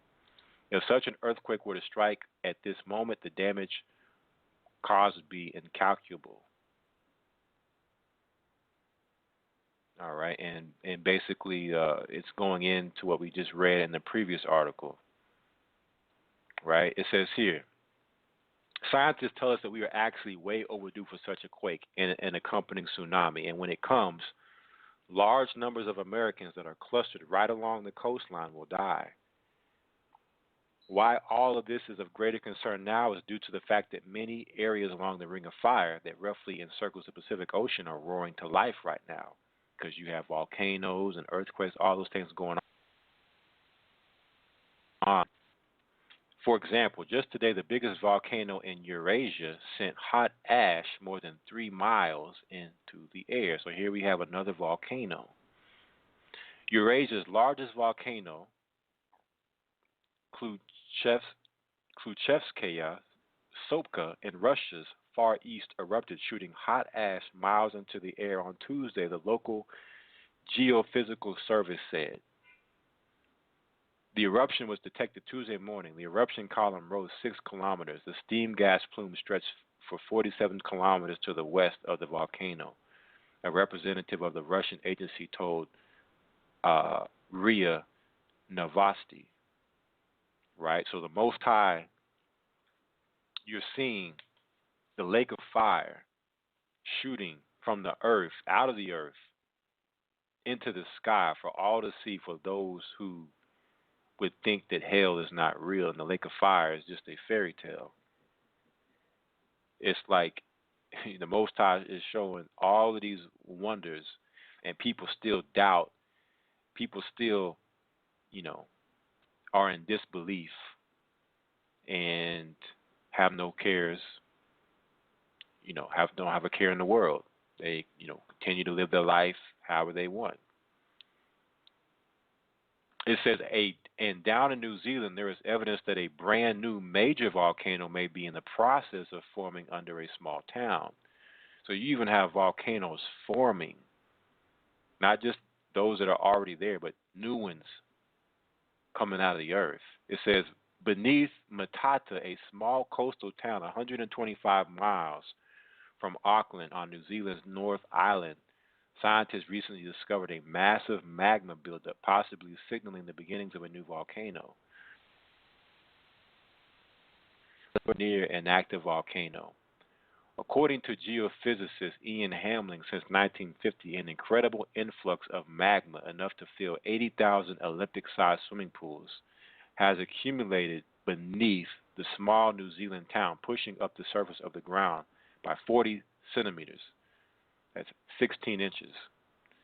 In my new book entitled The Rapture Verdict, I talk about how Jesus prophesied that we would see a great increase in seismic activities in the last days, and this is precisely what is taking place. The crust of our planet is becoming increasingly unstable, and we have seen a series of very disturbing earthquakes and volcanic eruptions so far in 2016. Here in the U.S., in recent weeks, we have seen very large earthquake swarms develop under Mount Hood, Rainier, St. Helens simultaneously. Perhaps don't you think that this is significant? But many of the experts sure do. There will be a major volcanic eruption along the West Coast. At some point, there will be major earthquakes along the West Coast. Scientists tell us that this is just a matter of time. Unfortunately for all of us, these things may start happening with a frequency and an intensity that none of us are expecting. And the thing about a natural disaster that's so perfect is that if a natural disaster that happens, the government will be the saviors. Because from most people's understanding, you can't prevent an earthquake. You can't prevent a hurricane. You can't prevent a tsunami, right? These are natural things that have always happened in the earth. So it gives the people of America the idea to be able to gather together as one, just like we're seeing with this Orlando shooting, that we're all Americans, whether you're gay, transgender, you're Buddhist, you're, this religion, you believe it, whatever, we're all the same. And this great catastrophe that happened to our country, we must now stand together with our government as one so that we can, try to rebound. And whatever the government says to do, we must do if we are to be successful in recuperating. Right? So it's way different than if a, false flag were to happen, whatever spectrum of false flag it may be, from bioterrorism to cyber terrorism, right? That people can look to and say they can be mad at the government because they can say, well, the government didn't do enough to try to stop that. The government is responsible for causing all these wars on the earth, and this is what led to these people being radicalized. So it leaves room open for people to be mad at the government. But a natural disaster, perfect scenario, because the government is not the bad guy. Not only are they not the bad guy, but they're the savior, right? In the minds of the masses. Of course, we know that's not going to happen like that. We've seen multiple events where the government is not going to come save you, right? But again, this is just one of their many cards, and all the signs are there. It's spoken of in Matthew 24 amongst other chapters and verses in the scripture, and now we're seeing it come to life in real time, right before our eyes, these signs that the Messiah warned us about, to get prepared and get in order for his coming, to get your oil in your lamps so that you can make it to the wedding supper, right? So that is the natural disaster portion of the broadcast, and we're actually going to take a quick break, play some commercial announcements, but when we come back, we have a few more things to discuss, and some of those things we have is we have the Gothard Base Tunnel Illuminati ritual that took place in Switzerland. I know a lot of y'all probably seen or have heard about that. We're going to talk about that bizarre event. Also, NDAA 2017. Yes, NDAA has been upgraded. I know a lot of y'all are familiar when Obama passed it. I think it was 2012 when everybody was celebrating New Year. Obama passed the first NDAA. Well, now you have NDAA 2.0, 2017. We're going to talk about that. We're going to talk about the EBT card outage and other economic outages happening with these banks. More signs. And why all of a sudden there's a huge push for Mark of the Beast technology, which is what all this is leading us to, is the Mark of the Beast. So these are some of the rest of the half of the news items we're going to talk about. Again, we're going to take a quick break, and when we come back, we'll go right back into the news. This is life-changing information. If you have serious health challenges or just want a full-body tune-up, then pay a visit to barakapah-naturally.org. Barakapah means bless and heal in Hebrew, and this is exactly what our holistic, natural approach to health will do for you. Your body has been designed by the Most High to correct and heal even the most severe illnesses using full-body cleansing and detox protocols in combination with whole foods, herbs, natural supplements, pure drinking water, and a stress-reducing lifestyle, positive thoughts, and prayer. We use tried and tested natural methods to identify and address any health challenge using a simple, easy-to-follow, personalized health program designed specifically for you. We can offer an initial 1-hour health session followed by a full 28-day follow-up plan, which includes support by email, Skype, or telephone. Further ongoing support is available as required to assist you on your health journey. We can provide you with a health and lifestyle education that will position you on the road to excellent health. So if you've tried all the hype, medicines, doctors, and drugs, and failed to get the results you need, it's time to do something different. Why not use a proven natural healing program that has provided great results for many that have used it? We're not here to sell you supplements. We're here to show you how to get your health back and keep it. Go to barakapahnaturally.org, spelled www.BARAKPAH-naturally, naturally.org.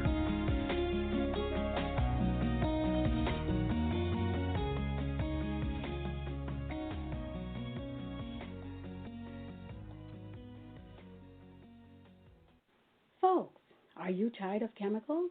Harmful chemicals in your toothpaste, such as sodium lauryl sulfate, tricolsan, fluoride, preservatives, sugar, and more? Well, Exodus is the #1 company in making herbal tooth powder. This revolutionary herbal gum and tooth powder, which yields immediate results within 1 week, is ideal for the entire family. It reduces bleeding in the gums, counteracts the side effects of chemotherapy burning in the gum tissue, tightens the gum, whitens the teeth, rid the mouth of canker sores, freshens the breath, and restore the gum tissue to health. ExodusHerbalGunpowder.com. For more herbal products, visit us at ExodusGunpowder.com. Do you have a talent, a company, or a service to render? Would you like an avenue to get the word out? Well, GOCC Blog Talk Radio would like to connect with you to help fulfill your vision. Don't have a clear direction on where to go? It's okay. GOCC Blog Talk Radio can assist you with making your very own commercial. Call us now at 1-888-334-3330 and be on your way to the expansion of your business. That's 1-888-334-3330. GOCC Blog Talk Radio Station, starting the foundations for the building blocks of life. GOCC members ask for special rates.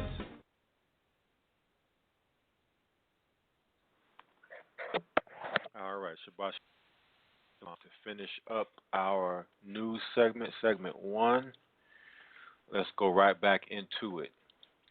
So, many of you, if you haven't seen, have heard about the bizarre ritual that happened in Switzerland. So let's go into the article. IntoTheAmericanDream.com. It says here, was the Gotthard-based tunnel opening ceremony an Illuminati ritual intended to honor Satan? It's June 5th, 2016. The opening ceremony of the Gotthard-based tunnel in Switzerland featured a goat man that dies, is resurrected, is worshipped, and is crowned as the king of the world. The goat man that played such a key role in this performance bore a striking resemblance to Baphomet, which in recent decades has become one of the key symbols used to represent Satan in the occult community. So could it be possible that this entire ceremony was actually an Illuminati ritual that was intended to honor Satan? Don't pass judgment until you see the videos. On Wednesday, June 1st, the long-awaited opening ceremony of the Gotthard-based tunnel in Switzerland finally took place. It is the longest and the deepest railroad tunnel in the entire world, and it took 17 years to build. So it's the longest and deepest, deep into the earth, this tunnel. It is 35 miles long, more than 2,000 meters deep in places, and the construction of this unprecedented tunnel cost a grand total of more than 11 billion euros. So the opening of this tunnel was quite a big deal over in Europe. Prominent European politicians such as German Chancellor Angela Merkel, Italian Prime Minister Matteo Renzi, and French President Francois Hollande were all in attendance, and they were treated to an incredibly bizarre opening ceremony that cost approximately 8 million euros to produce. From Switzerland, this opening ceremony was broadcast by television all over the world, and so countless numbers of people were exposed to it. The opening ceremony consisted of two parts, and in both parts, the central figure was a goat man that was eerily reminiscent of Baphomet. If you're not familiar with Baphomet, the following comes from a BBC article about the giant statue of Baphomet that was unveiled in Detroit last year. The best-known modern image of Baphomet was drawn in 1856 by the French occultist Eliphas Levi in his book Transcendental Magic, Its Doctrine and Ritual. And we've talked about Eliphas Levi in some of our past broadcasts. He envisaged a winged hermaphrodite. Here we go with this transgender agenda. It says he is envisaged with a winged hermaphrodite with a torch between his horns and a pentagram on his forehead. His arms bore the Latin words salve, or separate, and coagula, joined together. The powers of binding and loosing usurped from God. Levi's drawing was the inspiration for the Satanic Temple's new monument. It contains all these binary opposites above and below, part animal, part human, male and female. says Greaves. It embodies opposites and celebrates contrast. In modern times, Baphomet is well understood to represent Satan or the human embodiment of Satan. That is why the fact that this goat man was the central figure of this opening ceremony was so deeply disturbing. The first part of the ceremony was held underground, and as True News has detailed, the goat man died, was resurrected, and was worshipped during this portion of the performance. The performance began with a cohort of miners dressed in orange jumpsuits, marching like zombies toward the tunnel's entrance, depicted on a video screen. The miners were then seemingly sacrificed to the tunnel and emerged as veiled spirits, represented by dancers in underwear with white wedding veils, and an actor dressed as a goat sprung out and began ritualistically consuming and mating with the veiled dancers. One key word I want people to hone in on, and that is actor, right? These are actors. It says here, during this segment, a headshot of the actor dressed as a goat was displayed on the video screen with a black and red backdrop and an absorbing fire lofting around his face, while 3 Egyptian scarabs floated in front of the screen. The next scene shifted to a pagan druid ceremony with the actors now draped in black, subdued clothing and adorning nests, plants, and trees on their heads. As the goat man laid on the floor, an upside-down tree was displayed on the video screen, and the actors chanted a song in a mix of ancient Germanic and Italian. The ceremony ends with the goat man being resurrected and worshipped as he is introduced to technology, industry, and modern society, with many of the actors clothed cross-dressers, drifters, and harlots.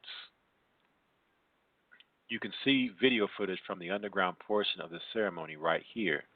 But let me warn you that much of this performance appears to be deeply occultic and would definitely not be appropriate for children to view. And for those who have not seen it, and for those who have seen it, this is one of the most disturbing things I can say that I've seen happen. I mean, it's just bizarre.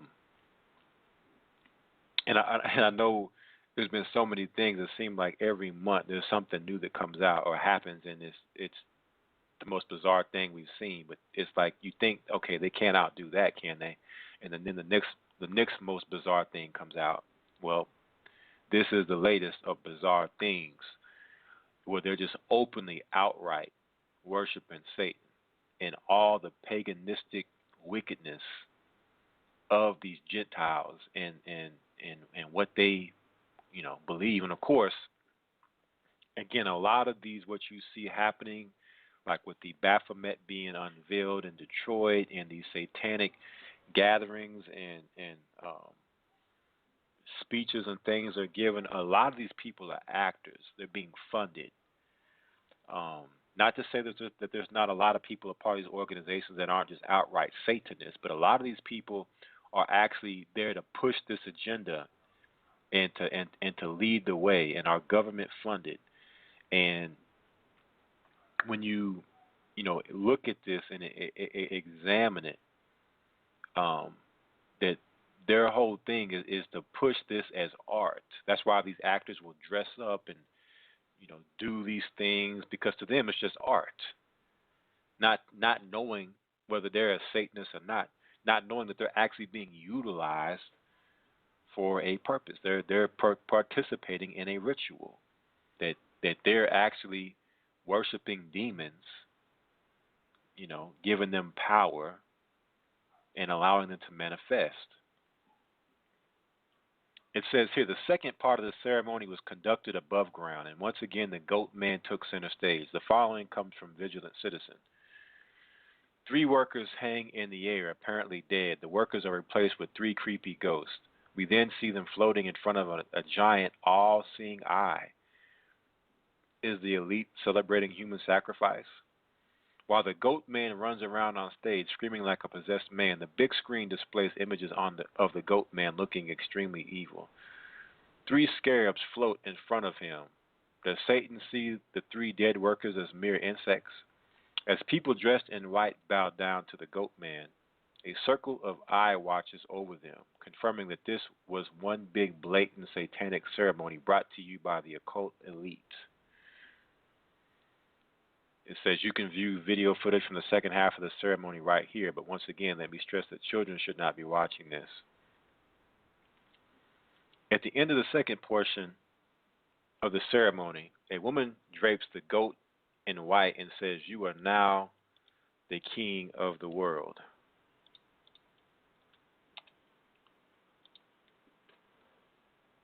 So let me see if I got the facts straight. The central figure in this production was a goat man that bore a striking resemblance to Baphomet. In the occult world, Baphomet is often a symbol of Satan or the human embodiment of Satan. During the ceremony, the goat man dies. Then the goat man recovers from his fatal wound. Then the goat man is worshipped by everyone. The goat man is crowned as the ruler of the world. Is it just me, or does that sound like it is a description of the one commonly known as the Antichrist? Now, of course, we know that the Antichrist doctrine comes from the Catholic Church, and it's not biblical doctrine. But when you read Revelation 17, it talks about the beast that would go into perdition. And understand this is happening in Europe. Europe was once the home of the ancient Roman Empire.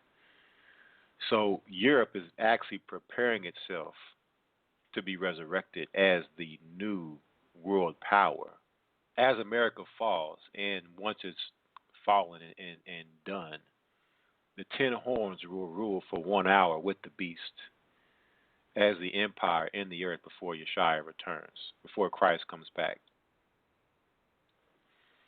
So this is, along the lines of what this ritual is signifying. Continuing on with this article, it says, for a very long time, global secret societies have conducted their dark rituals out of the view of the general public, but we appear to have entered a time when they are becoming much more bold. These days, we are seeing these sorts of Illuminati rituals just about everywhere. We have seen them regularly at major award shows and music videos and television shows and movies and even at the Super Bowl. So why do these same themes keep popping up over and over again? Darkness is rising, and it isn't going to be satisfied until it has gripped the entire planet. And at this point, the elite have become so bold that they aren't even hiding what they plan to do to us anymore. So the reason that all of this has come out, and is coming out, should be more of a confirmation how close we are to the end.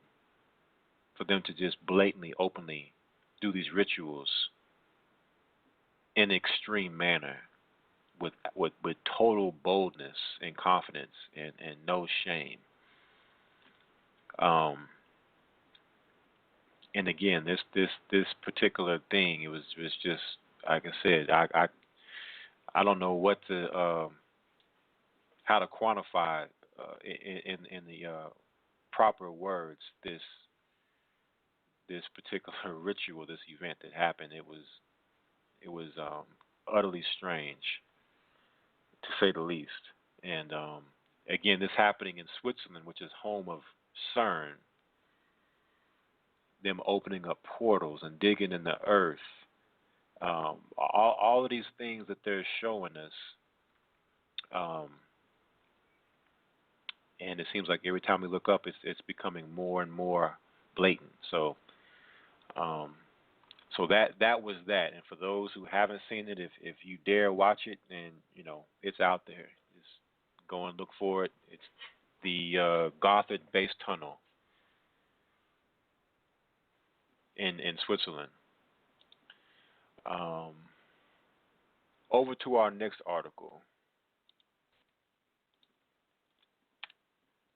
Our next article off the Activist Post, NDAA 2017 includes draft for women, indefinite detention of American citizens.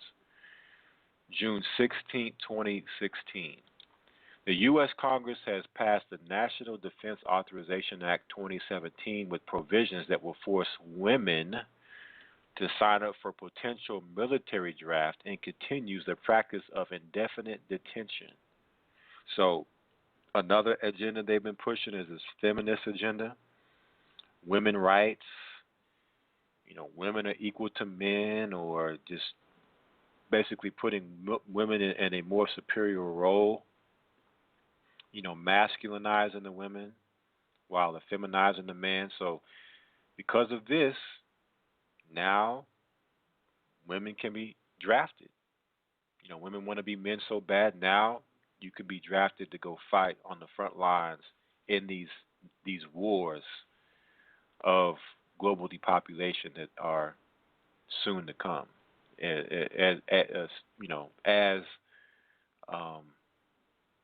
Or should I say, per the NDAA 2017. It says here, on Tuesday, the U.S. Senate approves a $602 billion annual defense budget that President Obama has promised to veto because the bill does not allow for the closing of the military prison at Guantanamo Bay, Cuba. Senate Bill 2943, the National Defense Authorization Act of fiscal year 2017, passed with a vote of 85 senators in favor and 13 against. So here it is, 2016, only halfway to 2017, and they already have a bill for next year set to go. Before the vote, Senator John McCain tweeted that it's never been more urgent to give our troops the resources they need to succeed. The majority of Congress have no issue taking money from the American people and redistributing it to fund their empire. The conflict arises when lawmakers begin debating whose pet projects are going to get a boost. The major conflicts in passing the bill stem from various amendments dealing with how the military budget will be spent. So that was another thing I wanted to mention about them looking for gun control and gun bans, right? That as America continues to spend more money into military defense with the military-industrial complex and continue to fund the so-called moderate rebels in Syria and Iraq, which we know is ISIS, they want to take your weapons. They're continuing to stockpile theirs, but you can't have weapons.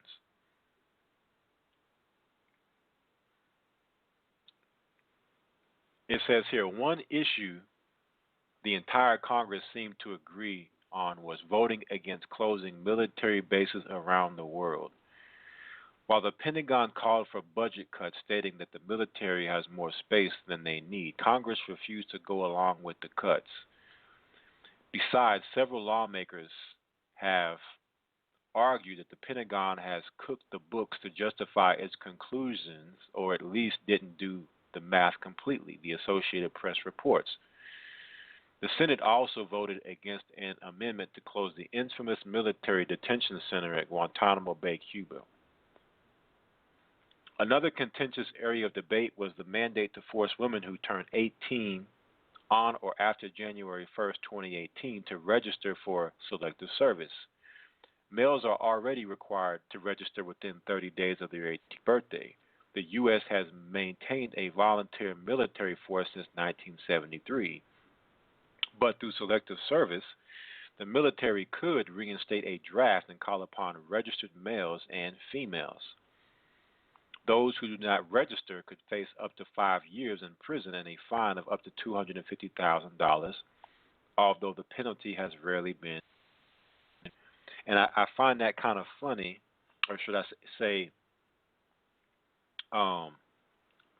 coincidental, that one of the key enemies of the draft was Muhammad Ali, and he just recently passed. And I'm just, thinking about this while I'm reading this bill, while I'm reading this article here.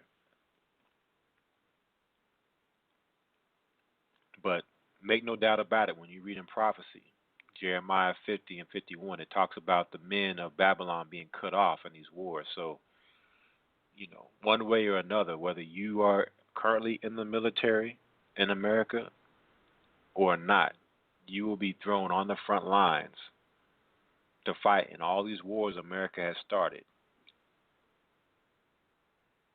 When the troops run thin, the draft will begin. That's what this is basically saying with NDAA 2017. Let's see where we at here. One moment. The most horrendous part of the NDAA 2017 is that the annual military budget continues to include a provision which allows for indefinite detention of American citizens without a right to trial. Because all they have to say is that you're a domestic terrorist, you've been radicalized on the internet with that ISIS propaganda, you don't get a trial. You don't deserve a trial. That's all they got to say. They don't even have to say that, because under NDAA, nobody has to know anything. Many of you remember that President Obama had no problem signing the NDAA 2012 and 2011, which legalized the indefinite detention of American citizens suspected of ties to terrorism. So it was right before 2012 that Obama signed the first NDAA. The indefinite detention provision is still contained in the NDAA and has been approved by Congress and signed by President Obama every year since it first passed. So not only is it being renewed every year, but it's being upgraded.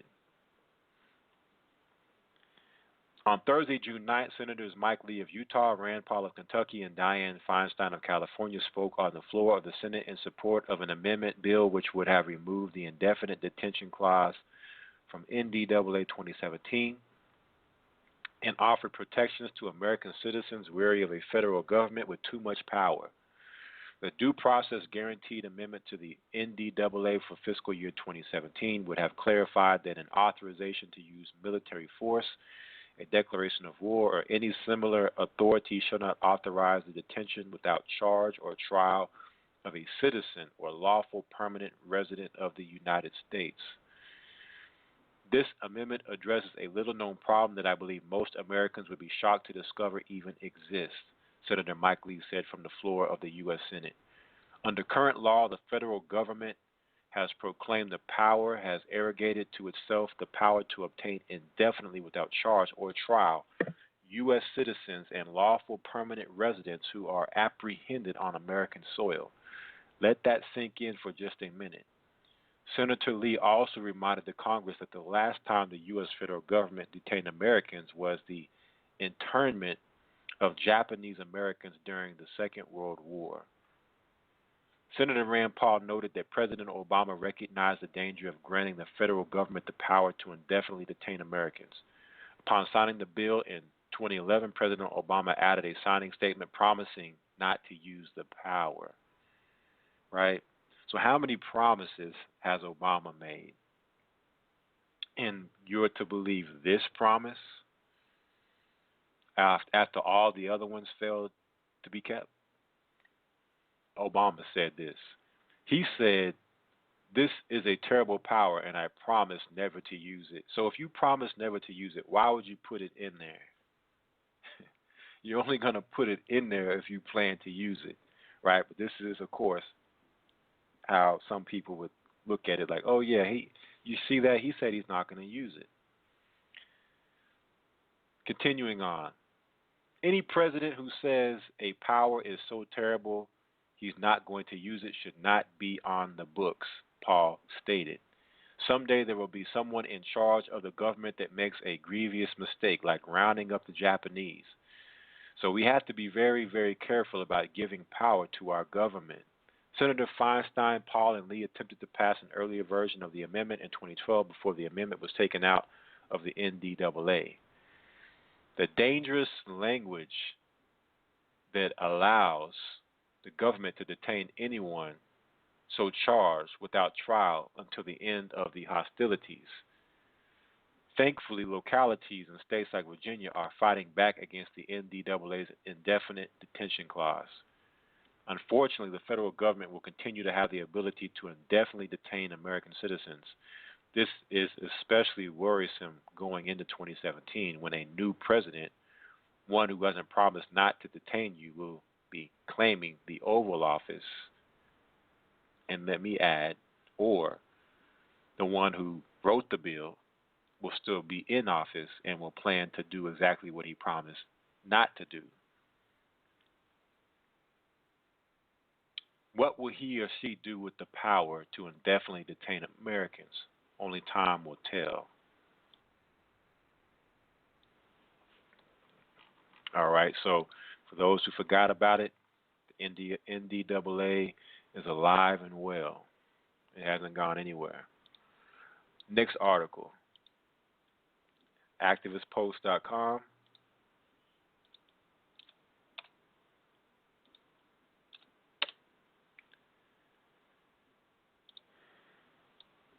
EBT card outage. It is 8 days into June, and many Americans are still waiting for food stamp money. June 9, 2016. Widespread reports continue to pour in from all over the nation of quote-unquote glitches with the food stamp system. It is 8 days into the month, and large numbers of people still have not received their benefits, and in other instances, it is being reported that EBT cards are simply not working correctly. So what in the world is going on here? On downdetector.com, there are scores of reports of problems with the EBT system from people all over the nation. Could this simply be another example of government incompetence, or is something else at work here? Now, before we proceed, right, let's just examine this for a moment. We were talking about this, me and some people, recently, about how they knew, I guess maybe family or friends that had these types of benefits, right? And this was maybe 5 years ago in 2011, and they got a letter stating that in 5 years, their benefits would run out. And it wasn't a letter just sent to this one person. It was being sent to everybody.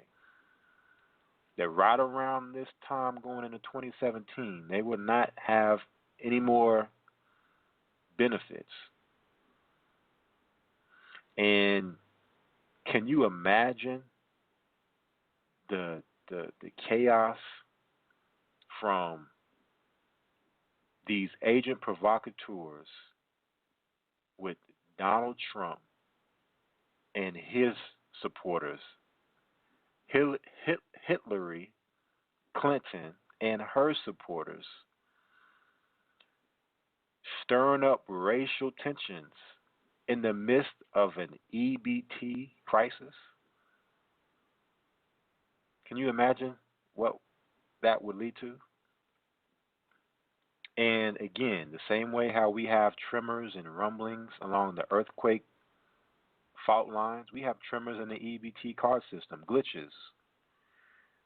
Banks are having ATM glitches where people can't access the ATMs with their debit cards. All these signs, and yet people still continue to think nothing is wrong. Some people see the signs, but continue to live in sin. So these are just some of the things that, that just come to my mind when I read these types of articles, and that how seriously are people taking their salvation and their souls in these times.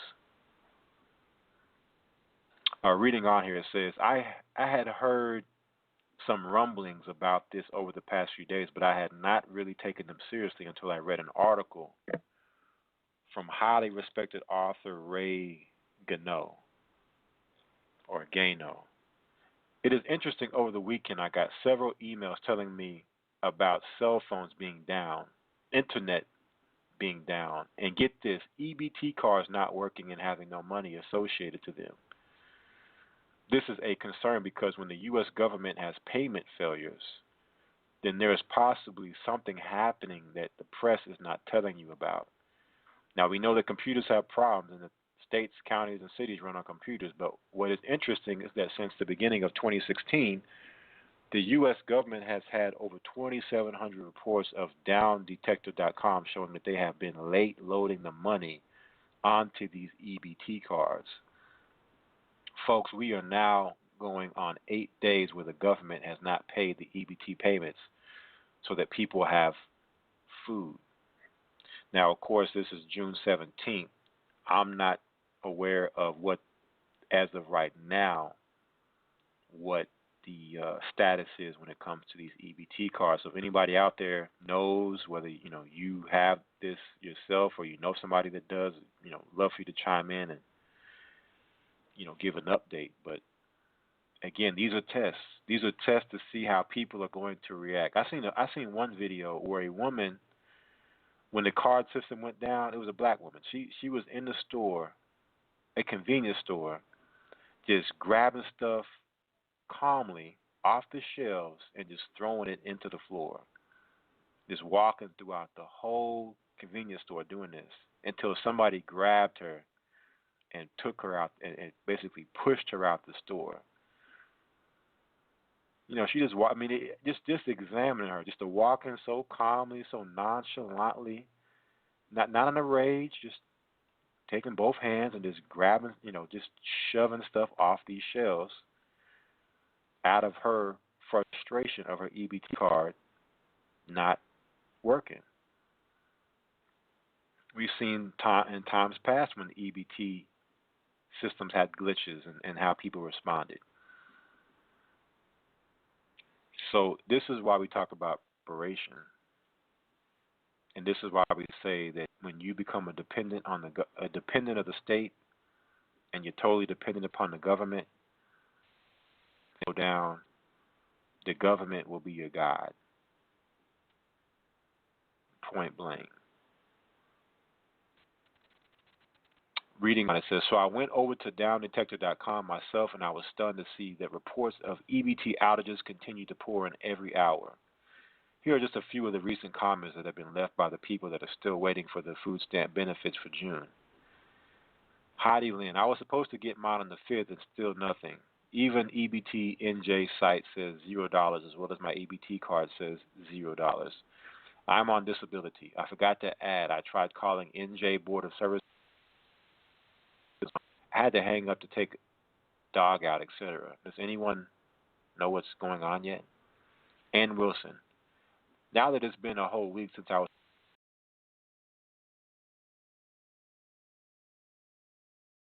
all right, I hope y'all can hear me. Looks like I got disconnected there. But we were speaking about the different people who were speaking on their EBT issues, right? We were talking, the next person was Ann Wilson. She said, now that it's been a whole week since I was supposed to get my June benefits and haven't, I'm planning on going to my Illinois FCRC office. I hope they will be able to fix this difficulty. Jen Johnson, I always get mine on time. I was due to get mine today, June 7th, and nothing. I'm from Kentucky. Why is there nothing on the news about this? Jared Manhart, haven't received mine either. They are never late, and my phone is off, so I can't call them. I'm on Wi-Fi down the street from me. Sonny Nicole Jones, I haven't gotten mine either. I'm glad it's not just me, though, because then I would really be worried. But when I went to confirm these widespread outages with articles from the mainstream media, I came up empty. Either the mainstream media does not know what is going on yet, or it is being ignored.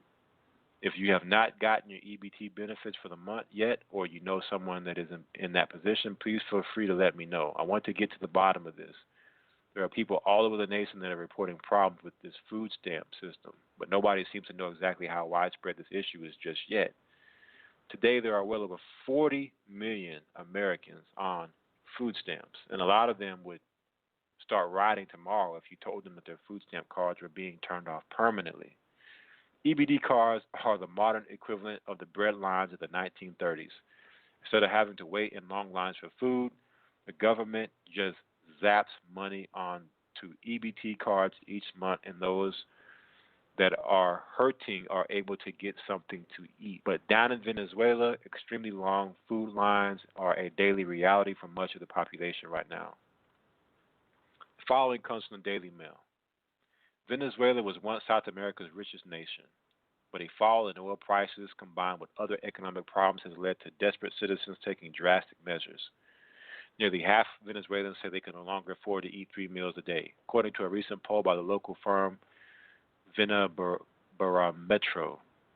The poll surveyed 1,200 adults at their homes during the first week of April and had a margin of error of plus or minus of about 2 percentage points. Those who can cross the border into Colombia to buy, bring back, and then use or sell food and other basic commodities. Could you imagine not being able to provide 3 meals a day for your family any longer? Close to half the population of Venezuela is already in that position, and the economic collapse down there grows worse with each day passing. Most Americans just assume that nothing like that could ever happen here. Most Americans just assume that the government will always have plenty of money to give out. As I mentioned above, there are well over 40 million Americans that receive EBT benefits. However, when you factor in all government programs, more than 100 million people get some form of money or benefits from the federal government each month. That's almost a third. So what would happen if someday the spigot was turned off? What would those 100 million people do? How would they survive? Hopefully this current EBT outage is just a temporary technical glitch, and hopefully the government will get it fixed in short order. But someday there will be a major crisis that will cause food stamps benefits to be cut off either permanently or for an extended period of time. When that day arrives, what will that do to our communities?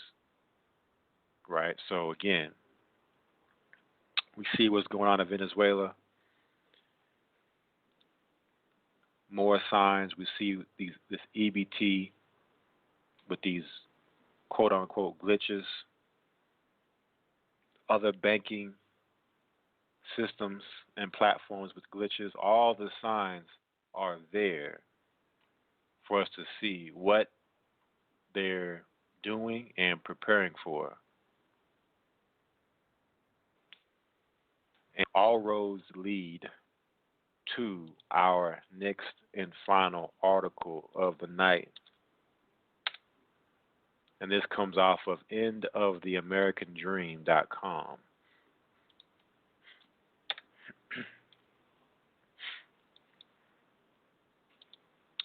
Why is there suddenly such a huge push for Mark of the Beast technology? June 2nd, 2016. We always knew that it was coming.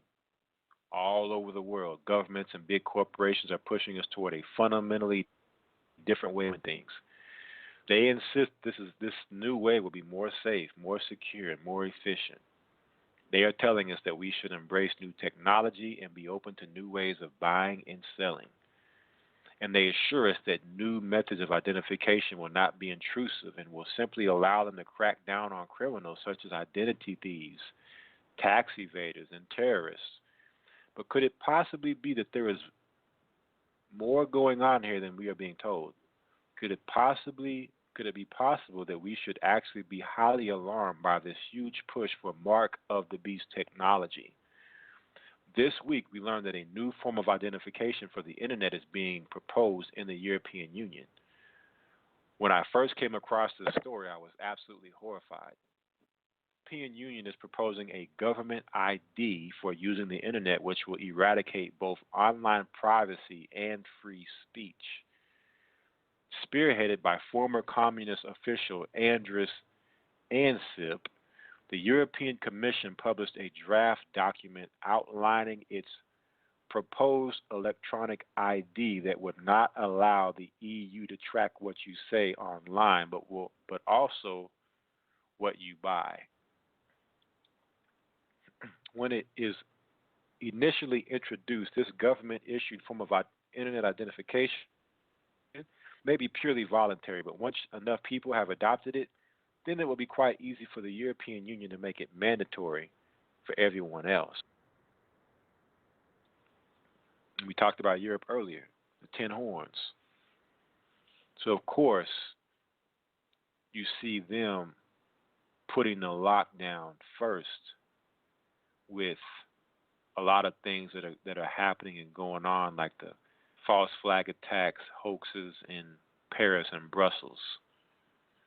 Right? They have to get Europe in under control and locked down before they finish America off.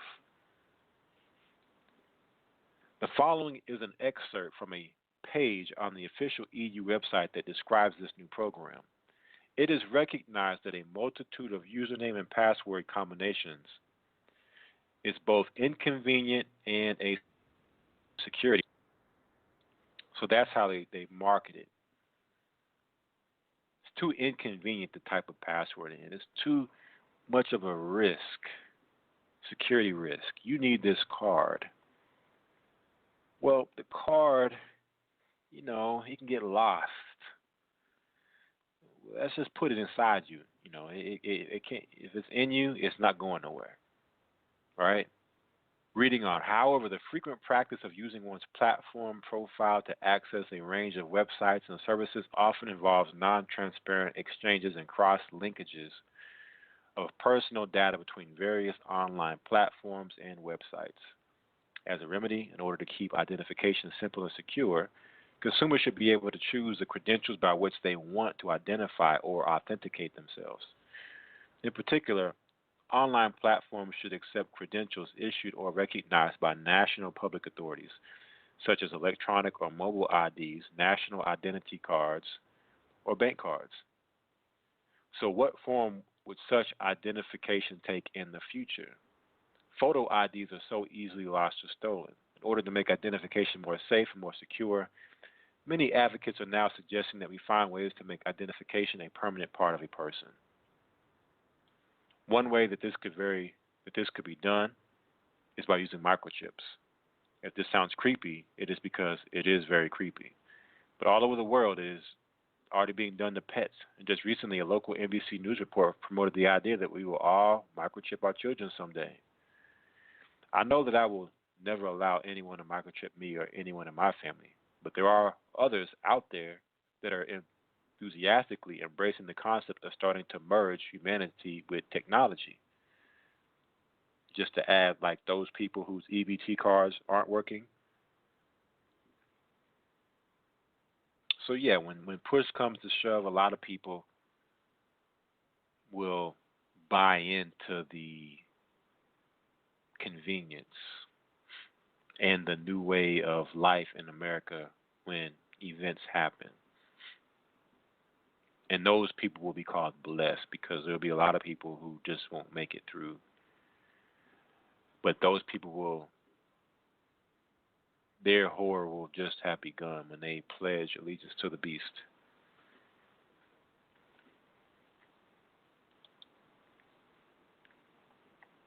In fact, Tesla CEO Elon Musk insists that we are all going to have to become cyborgs someday. All right, so the transhumanist agenda consistently and constantly being promoted. It says here, Elon Musk, the billionaire boss of Tesla and SpaceX, has said that humans need to become cyborgs to avoid becoming house cats for vastly more intelligent robots. Musk said that as artificial intelligence advances, people will need to augment their brain power with digital technology to prevent them from becoming irrelevant. He backed the idea of a neural lace, a new electronic layer of the brain that would allow us to instantly access online information and greatly improve cognitive powers by tapping into artificial intelligence. And we know that the mark of the beast, one of the places that it will be in the forehead. Could you imagine downloading an entire set of encyclopedias into your brain in just seconds? Someday, technology may make this entirely possible. And they show this to us in the movie Matrix. When Neo first is taken out of the Matrix and he's plugged into the system and being downloaded all types of programs. It says, and in the not too distant future, we may actually have mind-reading machines that can understand what you are thinking. The following comes from a recent article in the Daily Mail. A mind-reading machine that can translate thoughts into speech is coming closer to reality. The research has been ongoing for several years, and recently scientists successfully managed to play back a word that someone is thinking by monitoring their brain activity. While there remains a long way to go, they say this could help victims of stroke and others with speech paralysis to communicate with their loved ones. We will soon be living in a world that looks like nothing like the world that our grandparents grew up in. Technology is increasing at an exponential rate, and even now it is hard to grasp just how rapidly our planet is being transformed. If technology becomes even more important to our lives, there will be even more of a push to move all transactions online. That means phasing out the current system of physical cash and coins and going to a system that will eventually be entirely cashless. In fact, in some areas of the world, this is already happening to a very large degree. In Sweden, 95% of all retail transactions are already cashless, and ATM machines are being removed by the hundreds. In Denmark, government officials actually have a stated goal of eradicating cash by the year 2030. And in Norway, the biggest bank in the country has publicly called for the complete elimination of all cash. In Spain, all cash transactions of more than 2,500 euros have been banned. And in France and Italy, all cash transactions of more than 1,000 euros have been banned. We don't have those kinds of caps on cash transactions in the U.S. just yet, but given enough time, they will eventually come. And they may not necessarily be in law or in terms of service yet in America, but believe you me, if you go to the bank and try to take some money out at a certain amount, you are going to be interrogated as to why you want to take your own money out the bank. And you may not be able to because you have to give a valid reason. All banks are different. All scenarios are different. I just know my personal experiences of trying to take money of large amounts out the bank, and what I went through. So, and others. So they have policies in place on how to handle the situation when people try to make large cash transactions. It says here, right now there are more than 400 billion cashless transactions conducted around the globe annually, and that number may hit 500 billion for 2016. Of course, in a fully cashless society, the government would be able to serve as the gatekeeper for who is permitted to use the cashless system and who is not. It would be all too easy for tyrannical governments to mandate that everyone receive a government identification chip before being allowed to buy or sell or do anything else online. We are living in a time when the book of Revelation is coming to life right in front of our eyes. And that is one of the reasons why I wrote my new book entitled The Rapture Verdict. As our world starts going crazy, Bible prophecy is going to be the number one thing that people are interested in as far as the Christian faith is concerned. And so it is important that we have solid answers ready. The stage is being set for the mark of the beast, and the time is coming when we are all going to be faced with some very tough choices. When you and your family don't have any food and you can't buy or sell without proper government-sponsored identification, will you give in or do whatever they tell you to do? You may not have to make that decision right now, but if you are able to stay alive long enough, someday you will. All right, so all roads lead and are leading to the mark of the beast. They're continuing to ramp this technology up out of this world proportions to science fiction type, thinking. I was just, just crossed my mind how they have out the new virtual reality headsets that you can get. Probably the one that's probably the most known is the one they have with Samsung, the VR gear. They have the Oculus. Microsoft has I think it's called the HoloLens or something like that. So, again, it's just all about incrementally, step by step, getting it on your body to being in your body. They got the Apple Watches, wearable tech, right? And they've created a system to where you become dependent upon the technology to where you can't live without it, whether it's the technology or the gadget itself, the applications that come with the technology, the convenience of being able to do certain things, to make it to where for majority of people, it won't be a question on what to do when the time comes, especially when it comes to you're eating your next meal. Being safe from one of their FEMA shelters, right? So, lots of bizarre things going on right now. The energy is real. We're in the month of Ramadan. We're coming upon the summer solstice, so you can expect to see more blood sacrifices, more famous people dying bizarrely behind drug, so-called drug overdoses or drug-related deaths.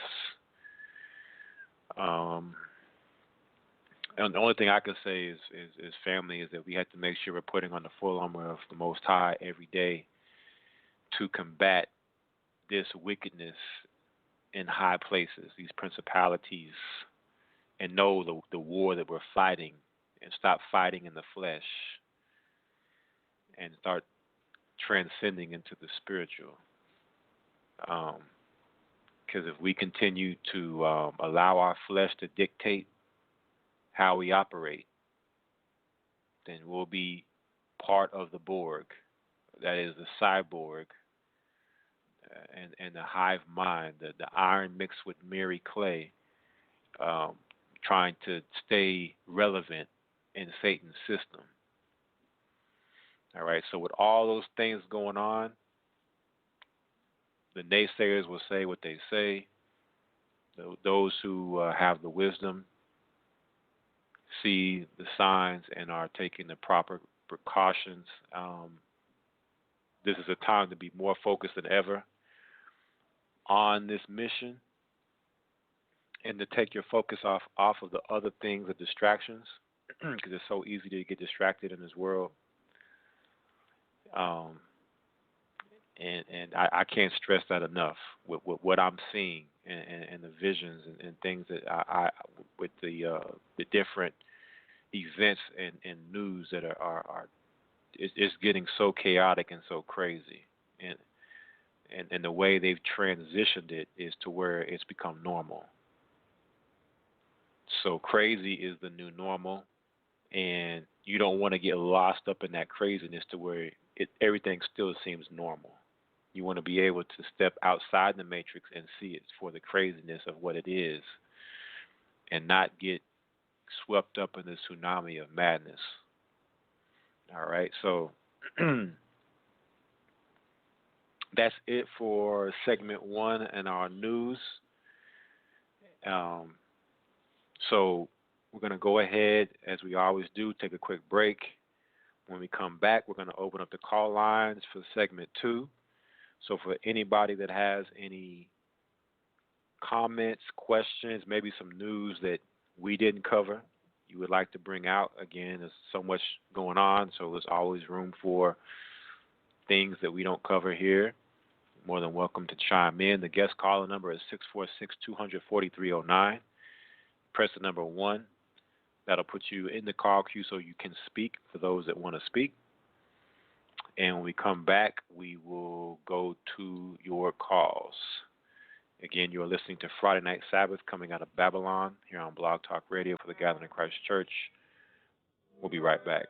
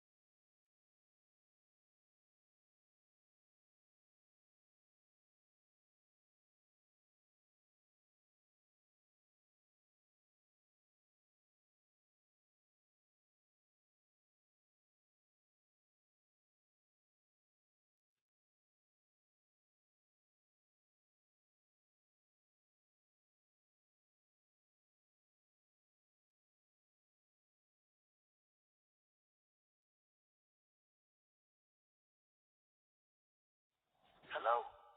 Hello? Man, why would you call my phone right now? Don't you know I'm trying to start a revolution from my cell phone? Man, hang up. Cut the music back on. Love life. Singing a prayer,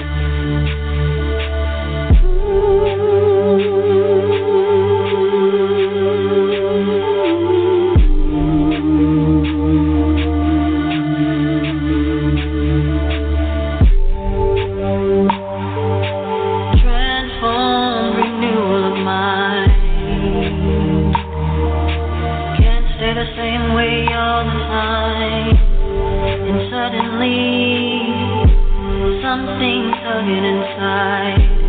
You got a feeling there's more to life. This like a bed you made you crawl out. Despite the mess you say, what's this all about? It's like a whisper gently screaming out loud, and it's telling you to go on and throw in the towel. What am I gonna do? How is this gonna go? When is it gonna happen? Think I need to know. What if it doesn't work? What if I go berserk? Feel like I'm going crazy. Father, come and save me. And just like the leaves are seasons change,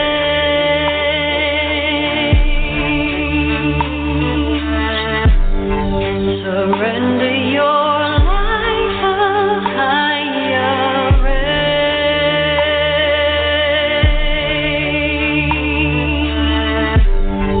The time is divinely being arranged. Don't be afraid. Seasons change. Nothing remains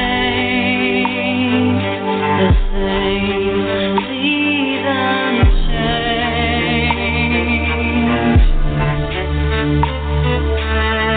It's amazing if you seek what you shall find. Sucks to think you're 2020, but really blind. 30 years in church, being jerked the whole time. Freedom of mind, peep the lies, let me testify. How blessed am I, it's specify. Born again when I was left to die. Cry tears inside, questions like, who am I? Trying to rectify the missing pieces to the recipe.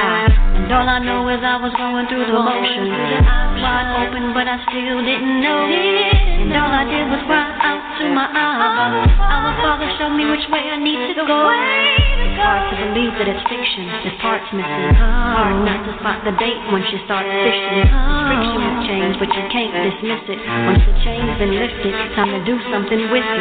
Different. And just like the leaves are seasons change,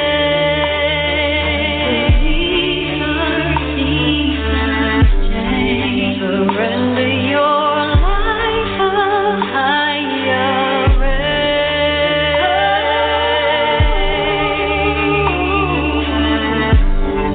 The time is divinely being arranged. Don't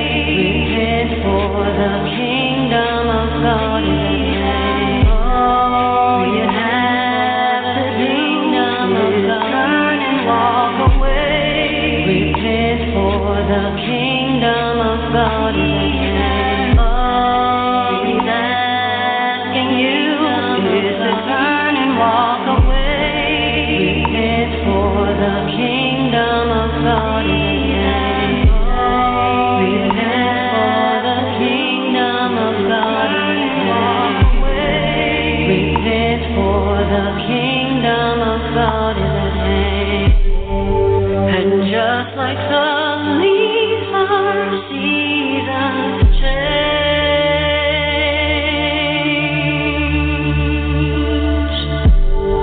Surrender your life a higher rate.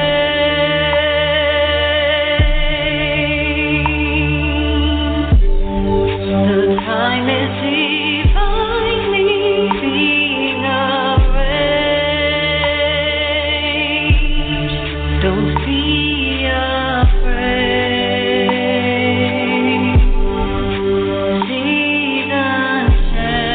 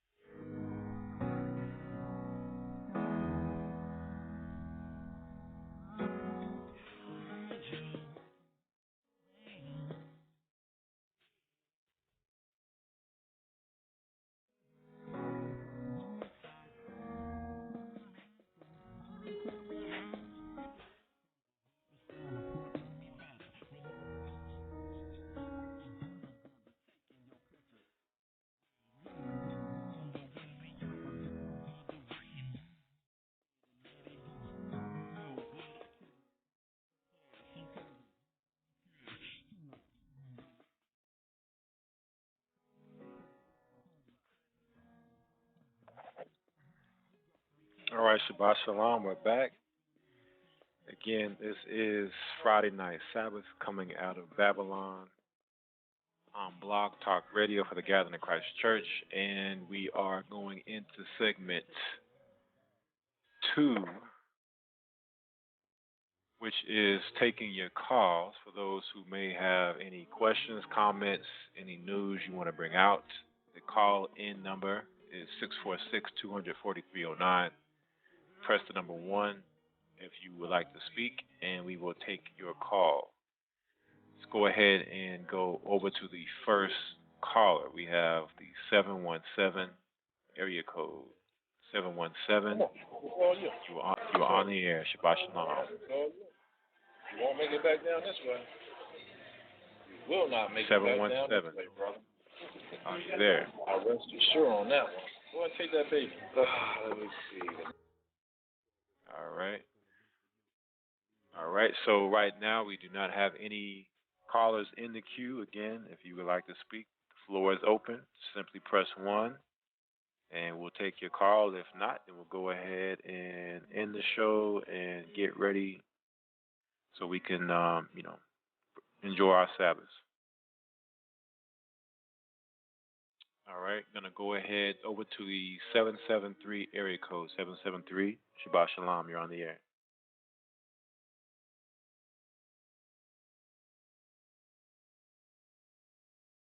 773.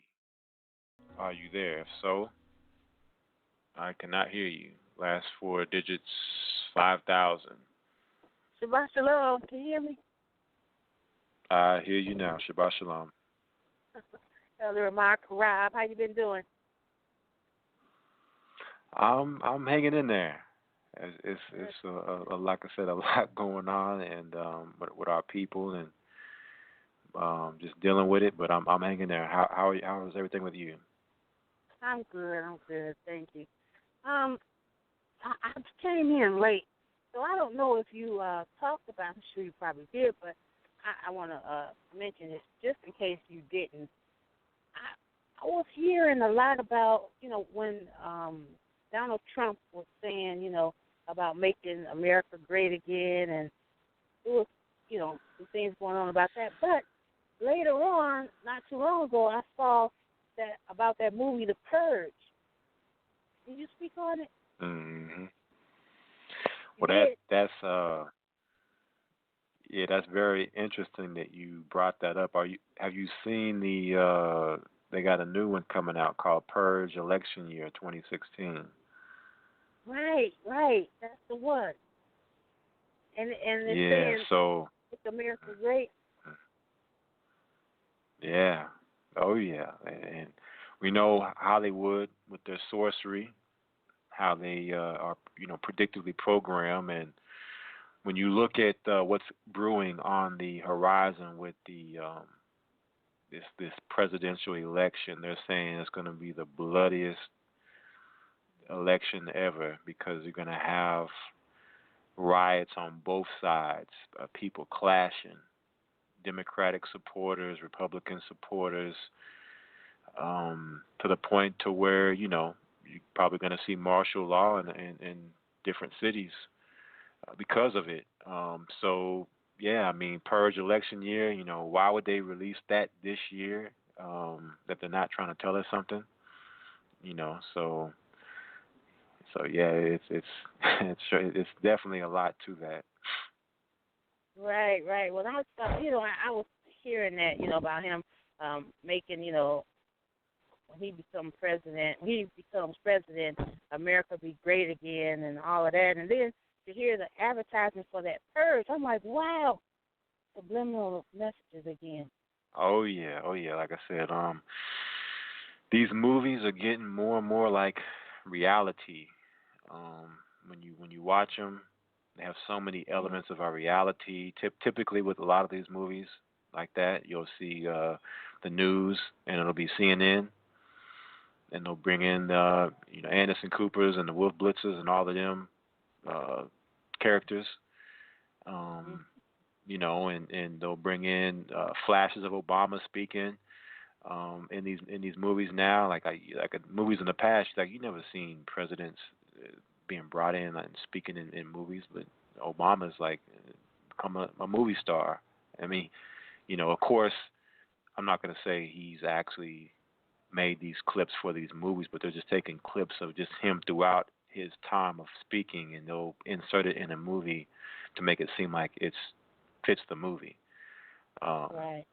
So they're definitely blurring the lines of what's reality and what's not, and what is the Most High's creation versus what's not, what's His order and what's not. Everything is just being blurred to where you can't distinguish. Right. You get lost in it. It's true. It's just, like you said, so much going on. I mean, it's crazy. But I thought about that, and I was like, I want to call in and see. I don't know, I didn't know if you had spoke on it or not. But it's good to hear you and everything, and I'm glad everything is good. And so, what about next week? Will you be on next week, or is it's every other week?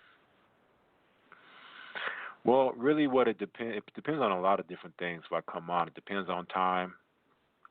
Of course, with the time zone I'm in is definitely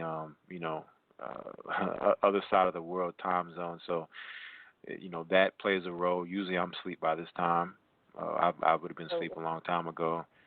So, being up to be able to have the energy, also other things that being dealt with the duties that need to be done, and all, a lot of different things. So it just depends, and also kind of what's going on the scene. Like, for instance, when there's this much happening, of course, I have to come.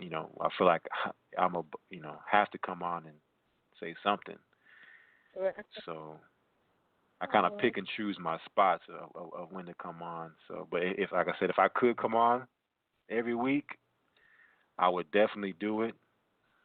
But kind of the way I look at it is like during the days of Noah or before, you had Enoch, who he would, come out to the people and speak, and then as the days went on, you just seen less and less of Enoch until he was no more. So I'm not in no way comparing myself to Enoch and like that. I'm just saying that it's coming to a point in time to where, our platforms are going to go away.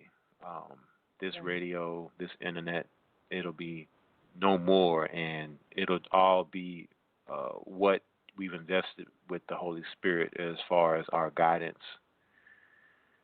So we have to make sure that we're taking out all the investments that we can in our area to build with a physical body, so that we are, following the scriptures. Because, back in the day, the disciples had no end. Could you imagine Yeshua walking around with an iPhone, talking about he on Twitter or he on Facebook or he on YouTube dropping a lesson, And I'm not saying that those platforms don't play a role, but listen, they was out in the streets putting in work. They was in physical houses and buildings gathering.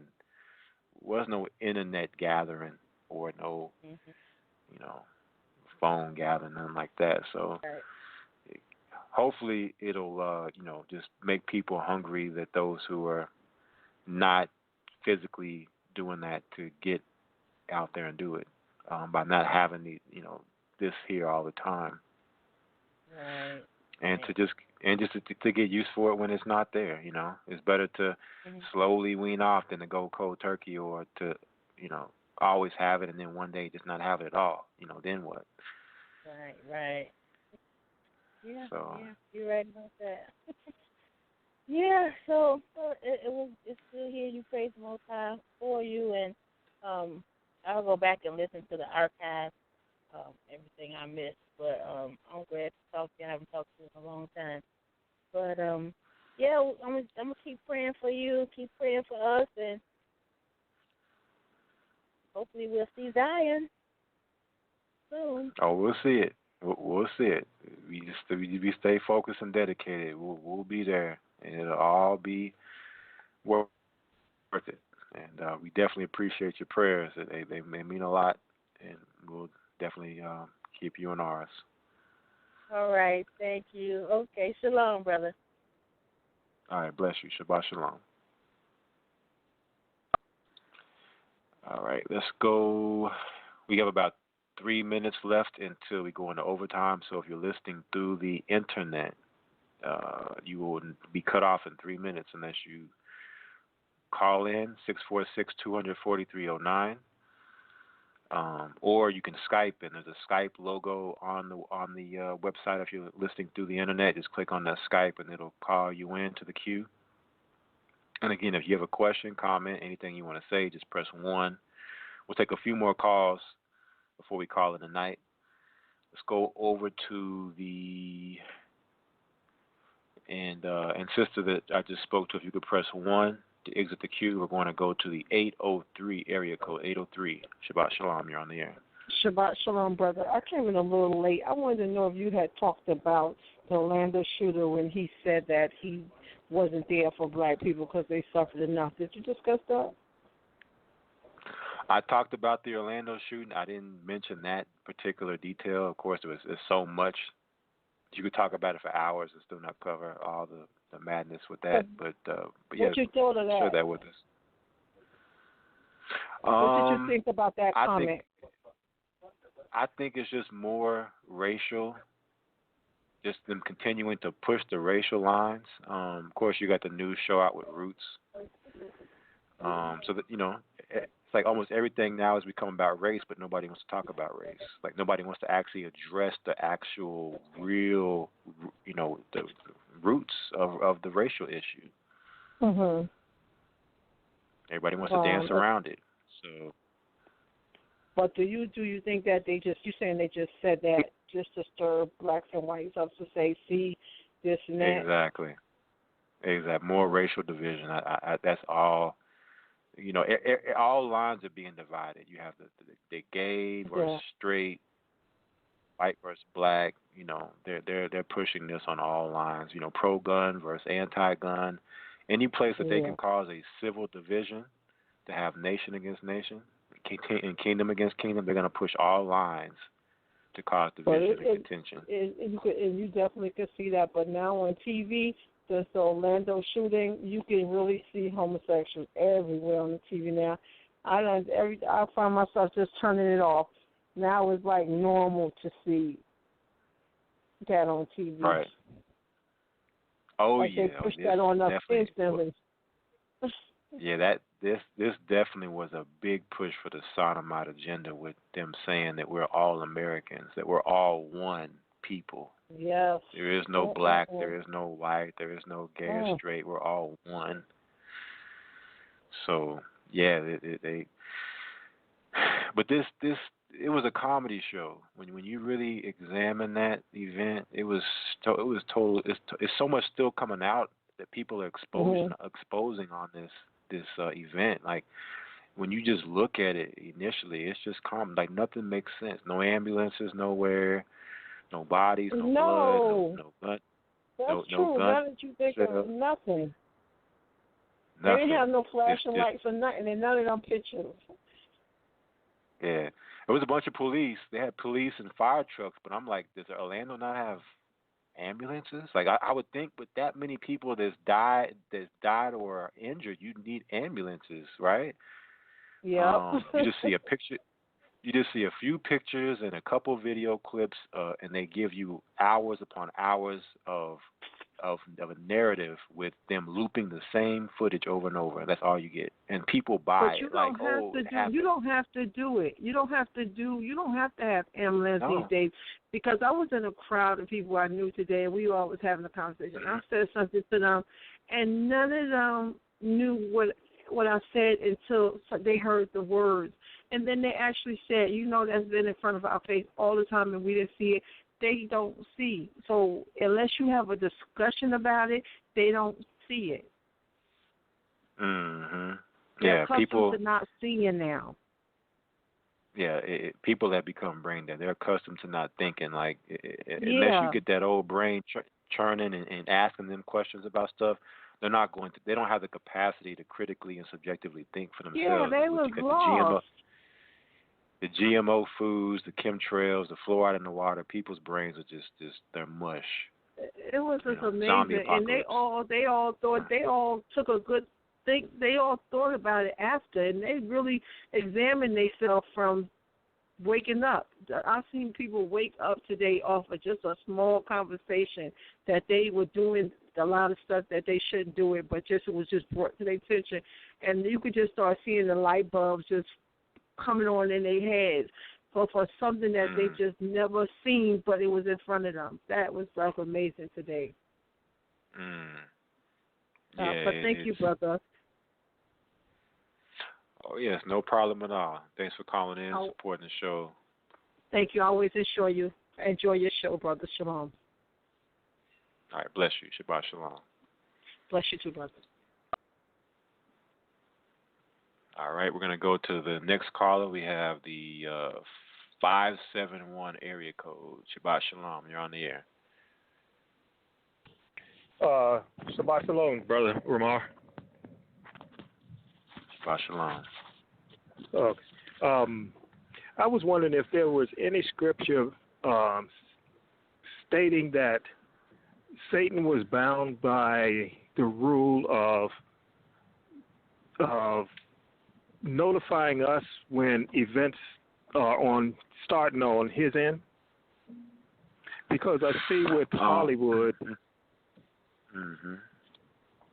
I see with Hollywood that they basically putting it. It's like Satan just putting it out there to us, and although people don't really get it, but he's putting it out there to us. Was there anything in Scripture that states that he's bound by certain rules to let us know what he's doing? Well, one scripture that comes to my mind is Isaiah 14. Isaiah 14 and verse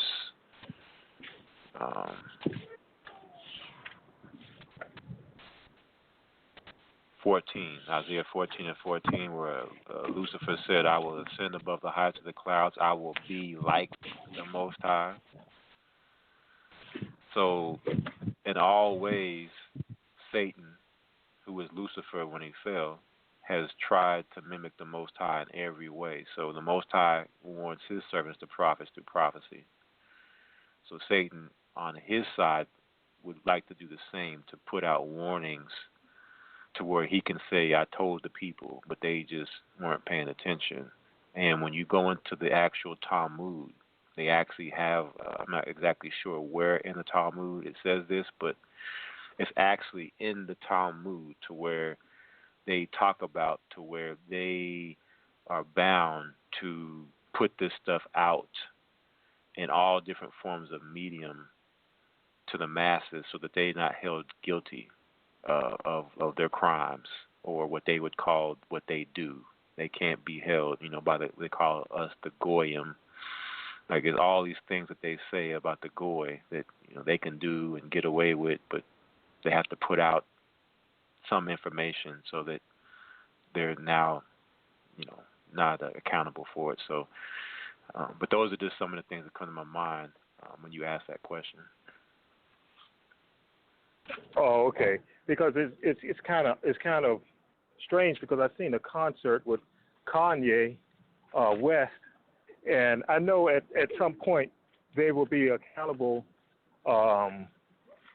In that day, they will be held accountable.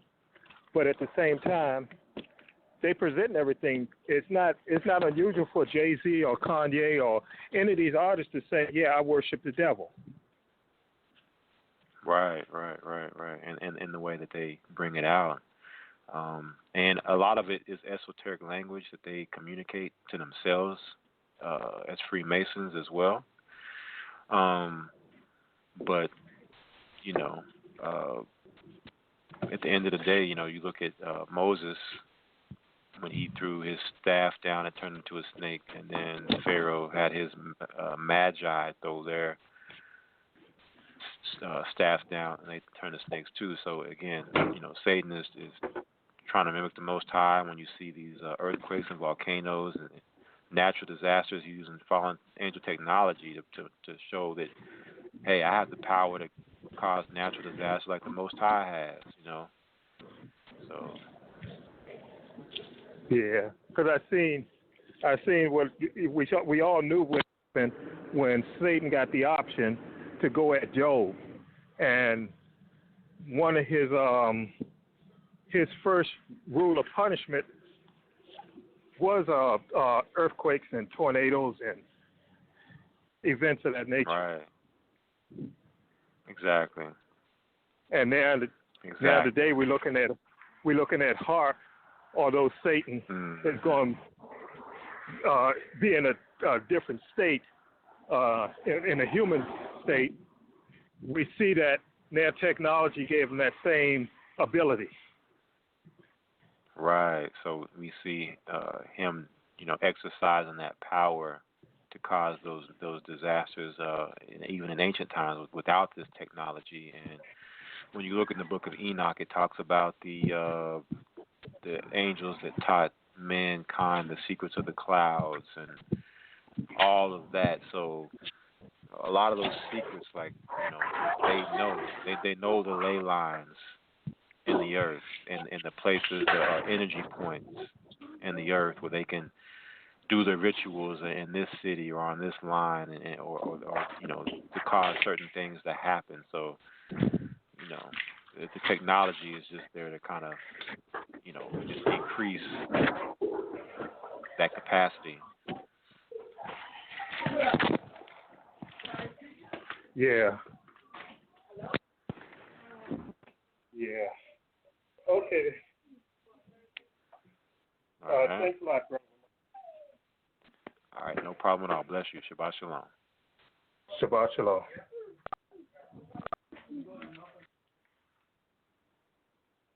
All right, we have looks like one more caller here.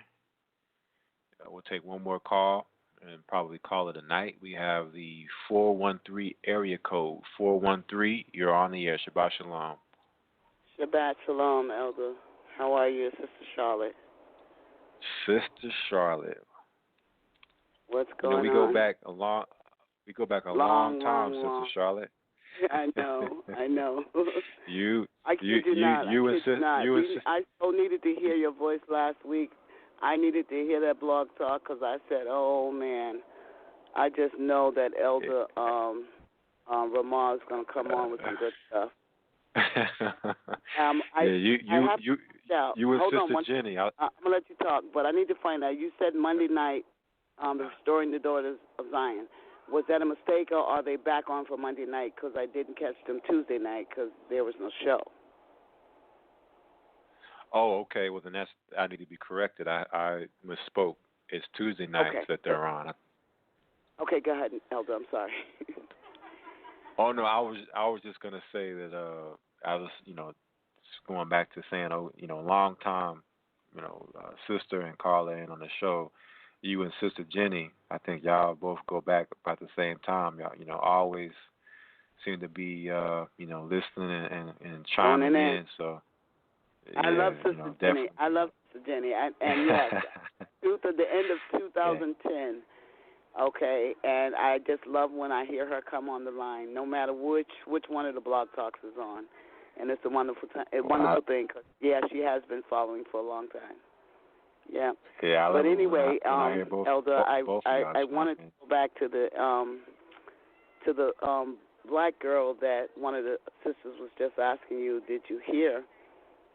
It seems like there's a lot of contradicting going on with that part of the story. And that sister, if you watch her part, it seems like she was reading. She had something in her lap she was reading from.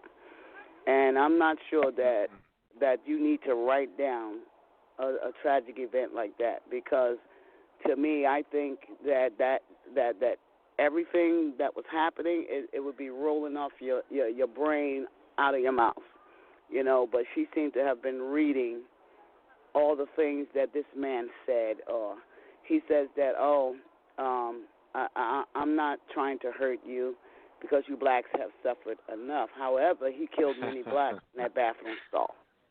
So I think, I think before they started putting all this mess out there on the news, they should have really sat down and got their scripts together. You know what I'm saying? Because that was really. Well, go ahead. Right. Well, there's a couple of things I want to speak on when it comes to that. You mentioned the sister. First things first, and I'm thinking you're speaking about the sister who was saying that she got hurt and was there talking, right? Yeah. There's a video out there I just watched a day or so ago where she actually is a Fox News correspondent. So when you look at these events and the people that they have in place to talk, these are people who are well groomed to get up there in front of the people, and basically they're crisis actors. They're there. These aren't people who, like for instance, the guy who supposedly Omar that did this, like he's been in 3 movies, and one of the movies was a gay movie. So he has an acting profile, and one of the companies, I think it's called GS4, is a crisis actors organization or a company. So these people have a history of being in the spotlight. to know what to say and what not to say and how to act in front of camera. They're actors. You know, they're characters. They're personalities. You know, so yeah. And then when you talk about getting the script right, see, here's the thing. I was talking about this the other day. Whenever you tell a lie, the thing about that is you have to come back with more lies to keep that lie. Cover that. So the lies are nonstop. So there's no way that you can ever cover up a lie. You can only keep it hidden for so long before it's exposed. So what happens is with these events, they have a script, but they can't control all the elements, and they can't think of every single detail of what to cover. They can't do anything about it until it comes up, and then they got to try to do damage control. Yep. So that's pretty much what you see going on, is that they go over these scripts with these people on what to say and what not to say, but they can't go over everything. So, of course, when the time comes, somebody's asked them a question, they don't know what to say. They have to do their best to answer the question, and then that's where you get the conflicting stories. Yeah, but they don't seem to care that we know they're lying, because supposedly the people that are awake and knows what's really happening through Scripture, they're like, who are they? You know, everybody that could have spreaded this gospel, you know, people like Whitney Houston, you know, she was a big icon, you know, and it had Whitney Houston really stuck with learning about her heritage, about Israel and all of that stuff there, many people would follow her. They get rid of all of these popular people like her, Prince, Michael Jackson, these people that are so smart where they can see through their evils. Like, they can't live. And another thing is, I think they're killing off all our people in America that made America big, because there's no room for us in the EU unless you're going to go there as a slave. You know, that's the only way you probably going to get up in there, because our people are dying like flies. And I know that it's a lot of it is because of our own sins, you know, catching up to us. Basically, a lot of them were self-serving when they were out there using their talents to serve themselves and, you know, to get a lot of recognition or whatever. But anyway, there's a scripture that I want to ask you about. It's in Matthew 24:14, where it talks about then the end shall come, that this gospel shall be preached in all the world, and then the end shall come. So I was on YouTube the other day looking at how even other camps, you know, besides GOCC, okay, and this gospel is spreading like a wildfire. I mean, the gospel is truly, truly spreading. And to see what's happening today, like things, you know, it tells you in Scripture that things will be happening, you know, such as we've never seen before. Okay? I've never experienced homosexuality so big in all 54 years of my life. And everywhere I go, you know what I'm saying, everybody is transgender. You know what I'm saying? I go to the store, I go to the doctor's office, I go to the supermarket, and I mean, when I say they're here, they are here. Right. And like, well, you know what? There's no room for us around here. You know, like we can't even take our children anywhere. Right. Well, you know, sis, they're coming out the closet. That's no doubt about it. But you know the crazy part of it is that they only actually make up 3% or less of the population. Really? So just imagine, and the reason why it so much seems like they're everywhere is because the agenda is being pushed so hard that it's like it's a culture now. It's not no longer a lifestyle, but it's a culture, and it's part of the American culture. And this shooting, they could not have picked a better dynamic than to come with the gay dynamic with this thing, because they can push so many different layers of laws and psychology with this gay thing. Some people really did get killed. Well, but some people really did get killed over there. I don't know if the numbers are right because, you know, my son that I always tell you about that's dealing with that homosexual spirit, he had a friend that he danced with in this club called Divas. That's where I'm living at now, Northampton, in this club called Divas. Okay, and she's, they call him he, Daddy K or somebody, but it's a she. Okay, she's actually dead, and her parents, her family is planning funerals and things like that for her, or whatever. So some people did die in there. I don't know if that number was correct. You know what I'm saying? Because they did not. I seen them bring like 4 people out of there supposedly injured. I don't know. I don't know why they wasn't bringing one body bag after another. If 100 people were wounded, you know, half dead. Half of them were dead. Why weren't there body bags, one body bag after another coming through those doors? Where were the coroners? Where's all this stuff? And we didn't hear any videotapes or anybody supposedly said anything. And Donald Trump talking about Omar, the supposed shooter, was radical. No, Donald Trump is radical. He's out of his mind. He's just going crazy. Right. I kid you not. And one more thing I want to tell you about. I was reading this morning in First Chronicle about Saul. When was it the Philistines that took his head off, cut his head off? I think it was the Philistines. I'm not sure. Don't quote me on it. Anyway, his head got cut off. And they took his head and did some sort of rituals and things like that with it. So tell me why early this morning the TV was on and John Walsh. Remember John Walsh? He had that 6-year-old little boy who was came up abducted and they found him with his head cut off. Like it's a 25-year-old. I'm not familiar with that.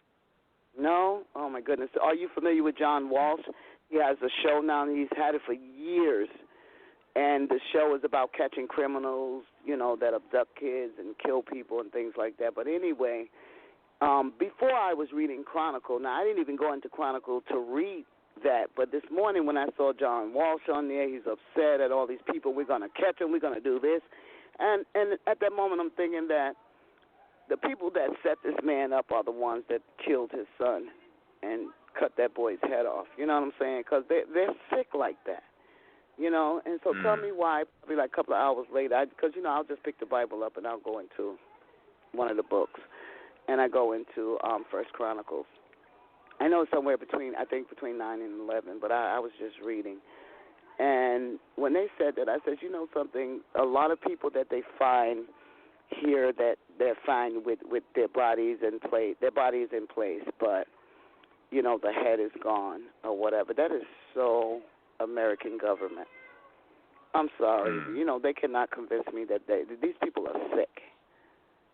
And I didn't really know just how sick they are, but I'm telling you, we are living in perilous times. Okay, and I'm so ready. I'm so ready for this end to come. Like, seriously. And is there another scripture that said this gospel shall stop? That it will stop?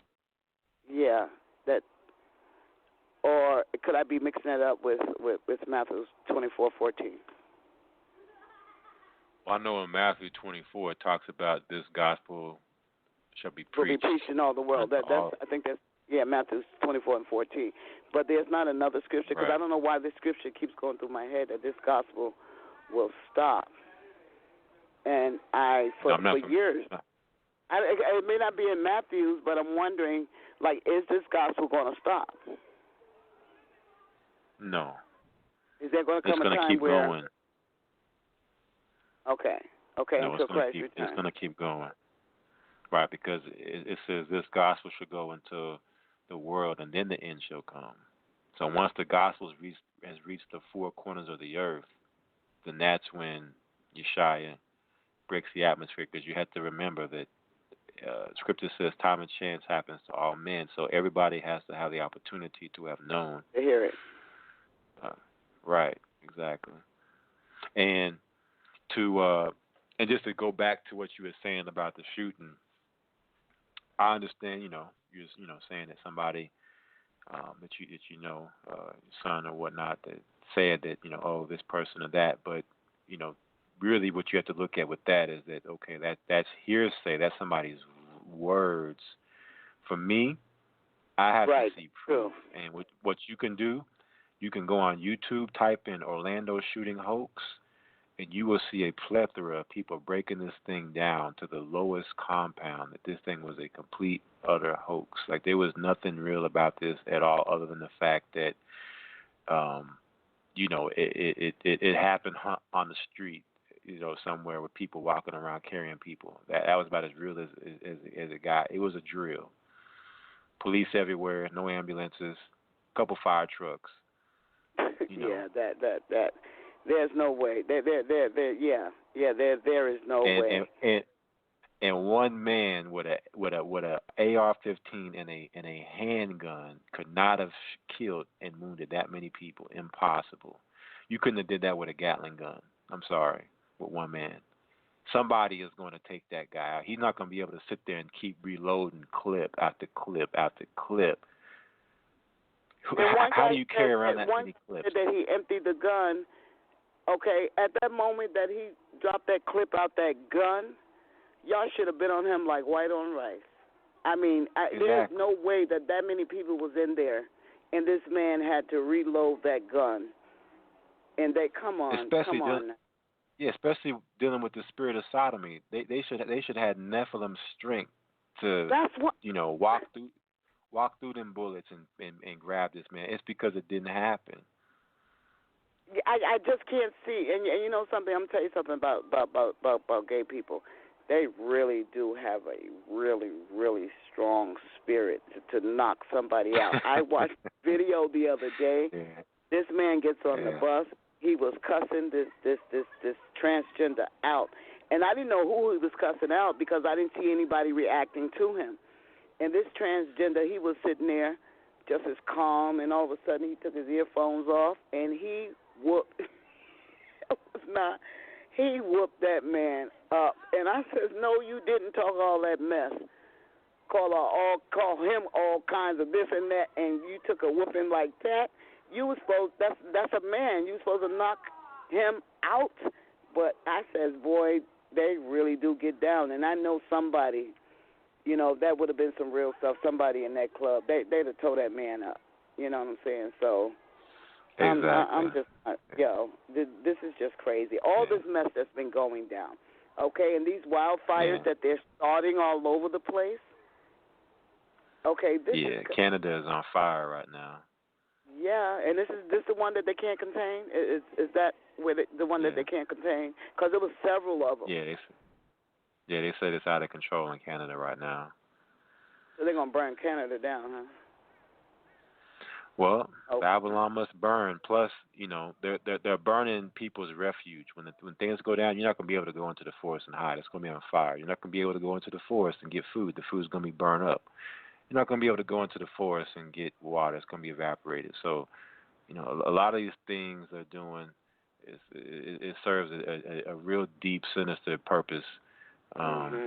And it's fire. It's fire sacrifice. Remember, don't let your child pass through the fire to Moloch, your son or your daughter. So a lot of this is fire ritual. Going back to what was that?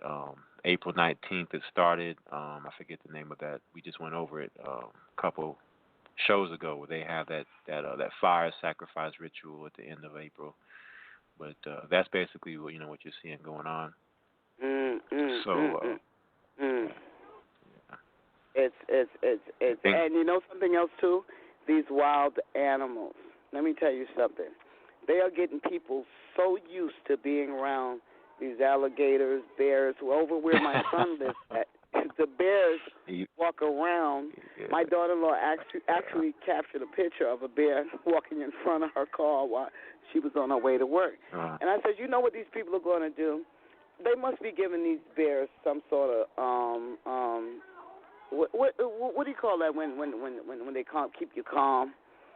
Some kind of tranquilizer or something like that. A sedative. sedatives. Yes. And then you know what? These fools gonna let they're gonna give them something to make them crazy. They're gonna make sure that they're not gonna be able to go into the woods and hide or whatever. And I'm like, and let me tell you something. People are like, oh no, they won't bother you. And I'm like, oh my God, bears, they won't bother you. Like with the child jumping into the arena with the silverback gorilla and wanting to go swimming. What they've done is it just goes to show you how much they've disconnected people from reality to where you don't have any fear to go around this wild animal and think that nothing won't happen to you. That it's just some big furry pet you can go up and play with and pet. So all virtual reality. All the stuff is crazy. It's just beyond me. That gorilla stuff is just a mess over there. But I know during the Daughters of Zion, sister, I'm not sure if it's Sister Shirley or Sister Carol, but one of them mentioned that when these brothers get killed, you don't get that type of outrage because I guess we're the animals, you know, and these gorillas, you know, I mean I didn't want that. I like that gorilla, but I don't like them near me. You know what I'm saying? But I would have made the same choice too. But I'm just not sure if this stuff is real. Like, what's going on here? You know, and this thing about the alligator taking a baby in the water. I mean, didn't they used to feed our people to the alligators, and the alligators used to yum them up? So and I thought about that. They had 5 alligators in the water, and they didn't eat the baby up. They just put them in the water and drowned them. Yeah, I was thinking the same thing. Like when I first seen that, and it happened in Florida. That was the home of gator bait, where they were using black babies as gator bait to get these gators out the water so they could kill them and skin them and use them. That's the first thing that came to mind. Was this gator thing real, or was this a subliminal in our minds to let us know them days is coming back? The elite know what the just this time around. Was it a black baby? I'm not sure. That would be something good to find out if it was a black baby or not. I saw the parents, and I think they were white. The gators probably don't like white babies. Is that why you drown in them? And we don't want the other white meat. We want the dark meat. It's just a bunch of crap. And why didn't somebody? I mean, those people knew that there were gators around there, so they should have been raising all hell for those parents to have their baby close to that pond or river or whatever it was. Yeah, it's just, to me, subliminals that Jacob's trouble is here. We're reaching to the heights of it, and that you don't know what's real anymore because they are forgers of lies. When do they ever tell the truth? Right? The only thing that we know is true is His word. That's it. Anything else? It's funny that you just said I don't know. Forgers of lies. You know, my niece was diagnosed with stomach cancer, and they did 3 surgeries on her, and she's still talking about her doctor. And this morning I got up, and you know, when I found out, I just started hyperventilating, like, oh, not again. You know, like how much stuff am I going to hear over this last 2 months? And I says, oh no. So my first thing was like, don't let them doctors touch you anymore. And I didn't call. I didn't say anything after she sent me the email. But this morning I got up and I wanted to send her Job 13 and 4. I think it's 13 and 4. I wanted to send her that. You know, just to explain to her. Because she's waking up and she's starting to study the Israelite faith. And when she was just in the Christian church. In the last 2 months, she's been studying with my mom and my brother, you know, like waking up. And she said, Auntie, when I was in the Christian church, my life was perfect. You know, I got my son getting these high honors. You know, he's graduating, got all these scholarships. You know, I'm working, my husband working. Things was just going perfect. She said, Auntie, when I started studying with Uncle and Grandma, she said, all hell just broke loose. You know?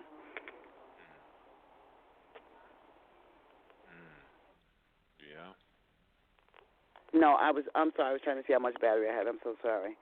And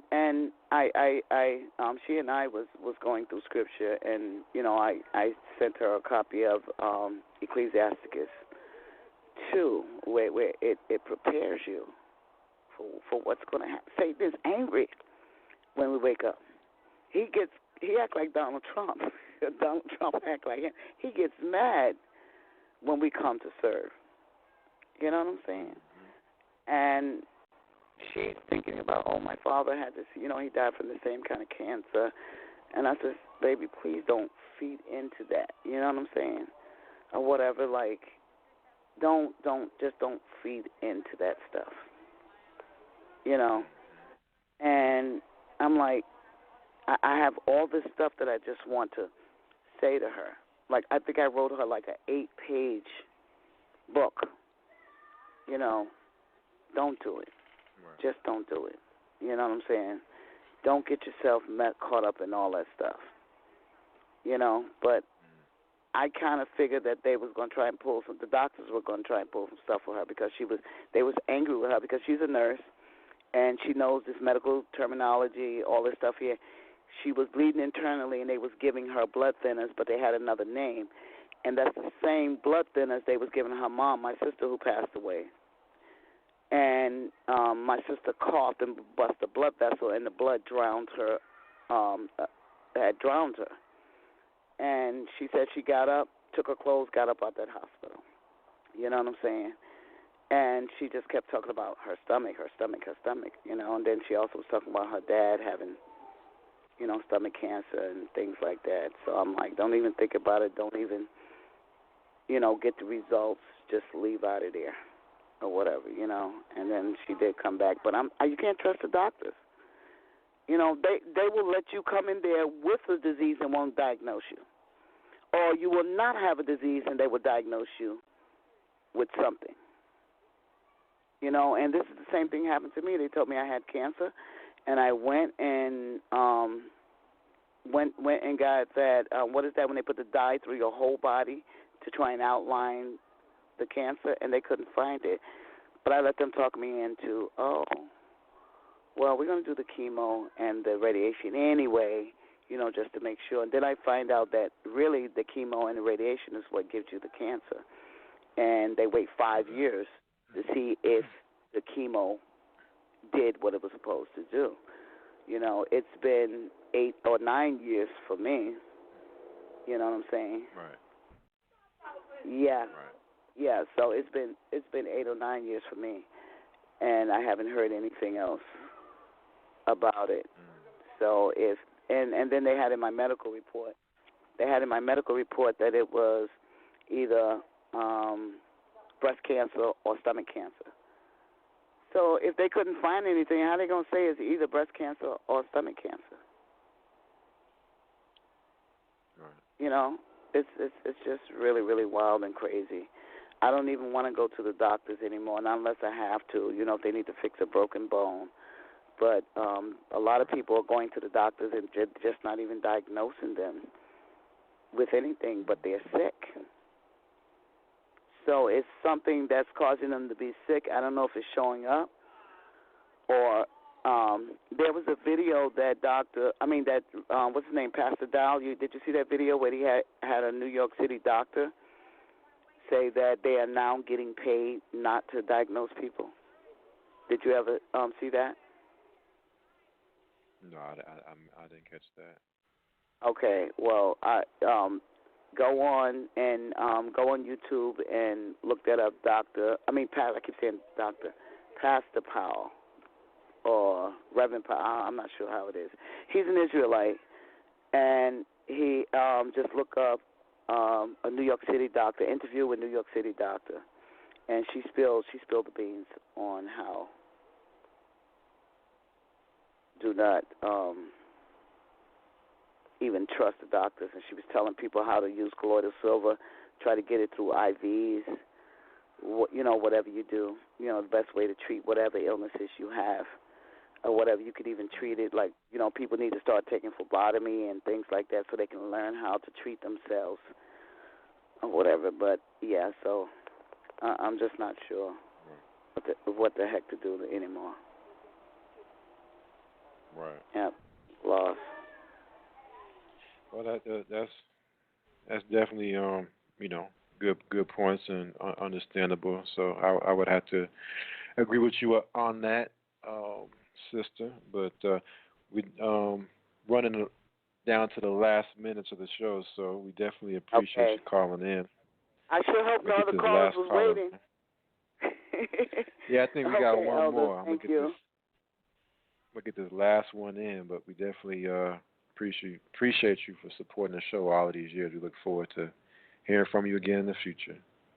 Thank you, Elder. Shabbat Shalom. All right, Shabbat Shalom. All right, so let's go to this last call before we end out. We got the 352 area code. Shabbat Shalom, you're on the air. Shabbat Shalom, I'm Elder Ramar. What it is, my brother? Hey, what's going on? Akawar. Khan, maintaining, my brother. What I wanted to touch base on this situation in Orlando, primarily because I work in Orlando, and knowing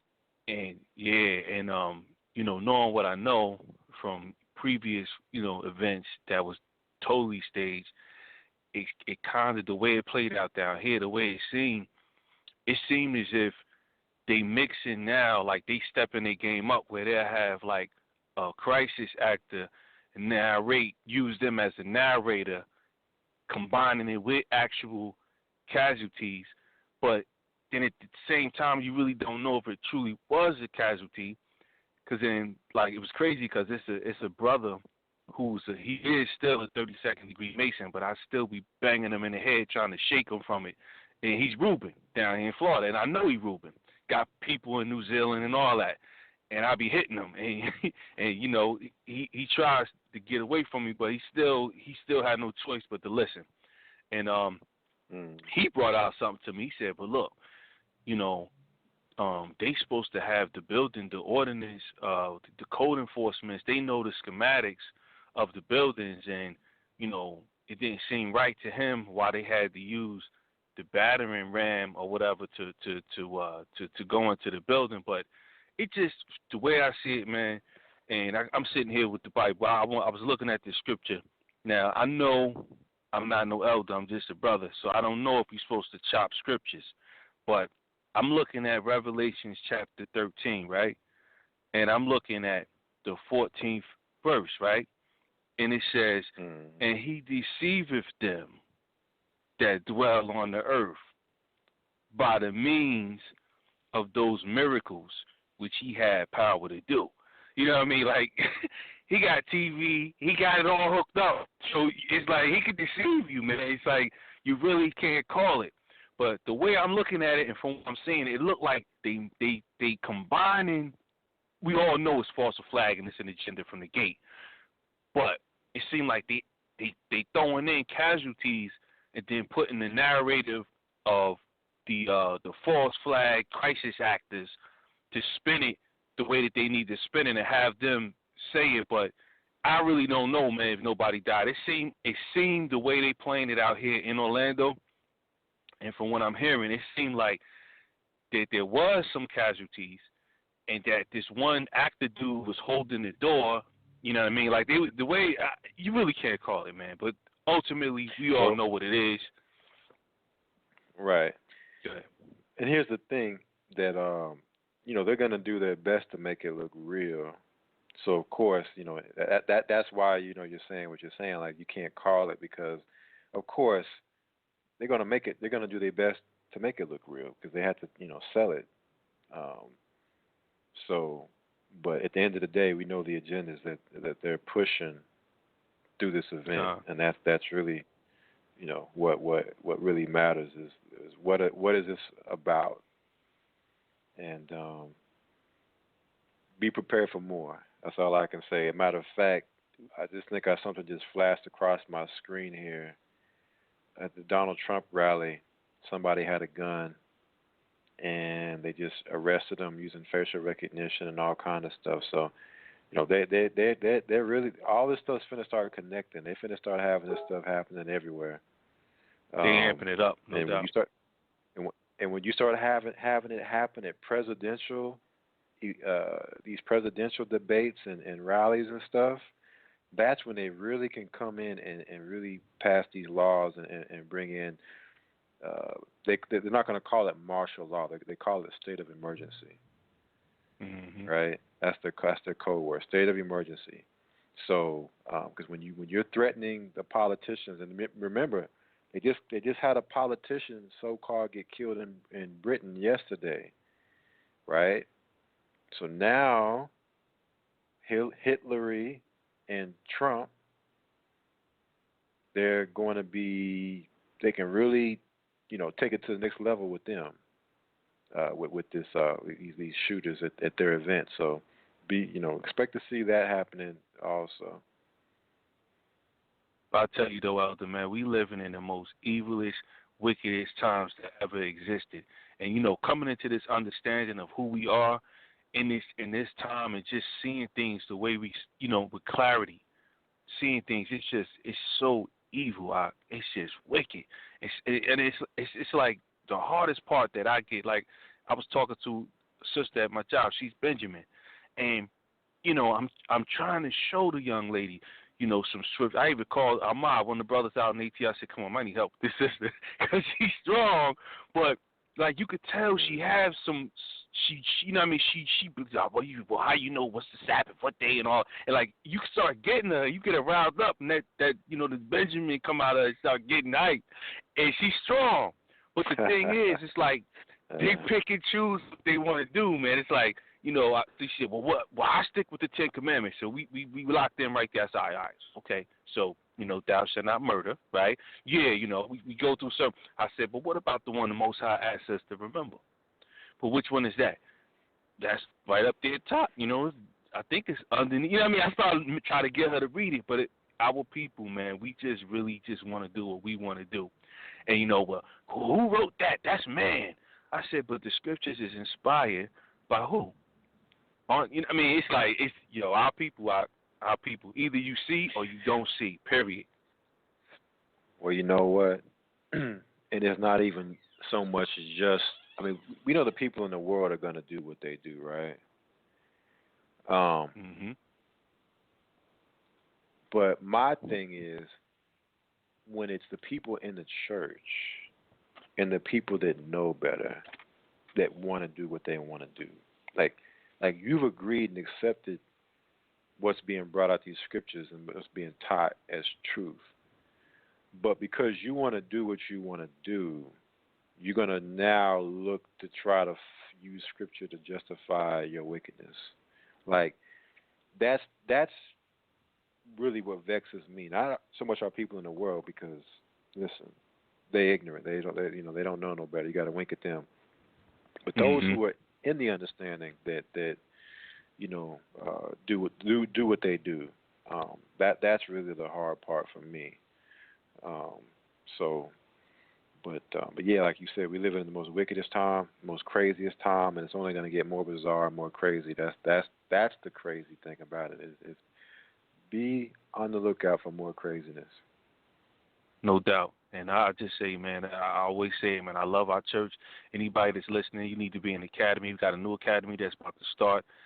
I can't even tell you how much information you'll learn. If you really want to understand the Bible, if you really want to understand Scripture, if you just want to get an understanding on history in the world and how things are, how things were, and how they'll be, you need to be in the Hebrew and Bible Academy that's offered by the Gathering of Christ Church. It's beyond anything you could imagine.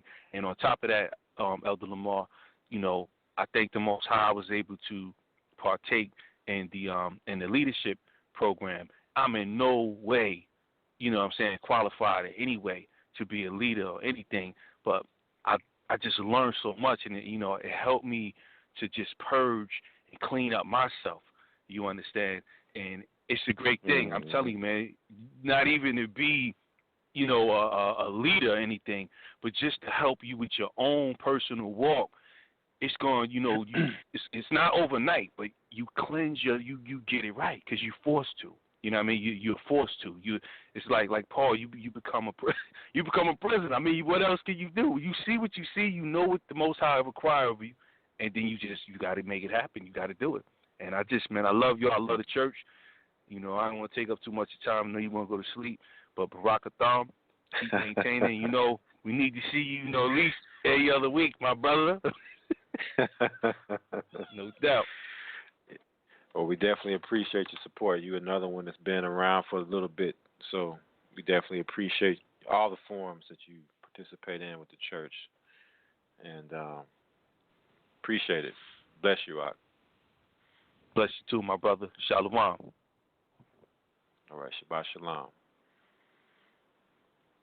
All right, so that ends the show for tonight. Again, I want to thank all the brothers and sisters out there that support not only this show, but all the things the Gathering of Christ Church does. Until next time, brothers and sisters, continue to endure, continue to stay strong, continue to stay focused, and persevere through the wickedness. We will see Zion, best believe. Until then, until next time, Kwam Yashala. Peace. I know it's quite a challenge for us to hold it in balance. Beams, bills start kicking like an Olympic swim team. Time management get hard like granite. It's kinda like we swimming upstream like salmon. Nothing like the world, we on a whole nother fish scale. Crisis, a divider like a binder. You did. Trying to keep it cohesive in bondage. You did. You made a legit biz by homeschooling the kids. That's exactly what it is. I commend you for this. Had to save their little minds while they still are innocent, so they won't be contaminated by the wickedness. Putting Christ first so we on the same page. One accord, now we surfing on my brain wave. You get off in the spirit while you make your lesson plans, and I stay off in the scripture, so I make Judah jam, and we Judah jam thing. Judah jam thing.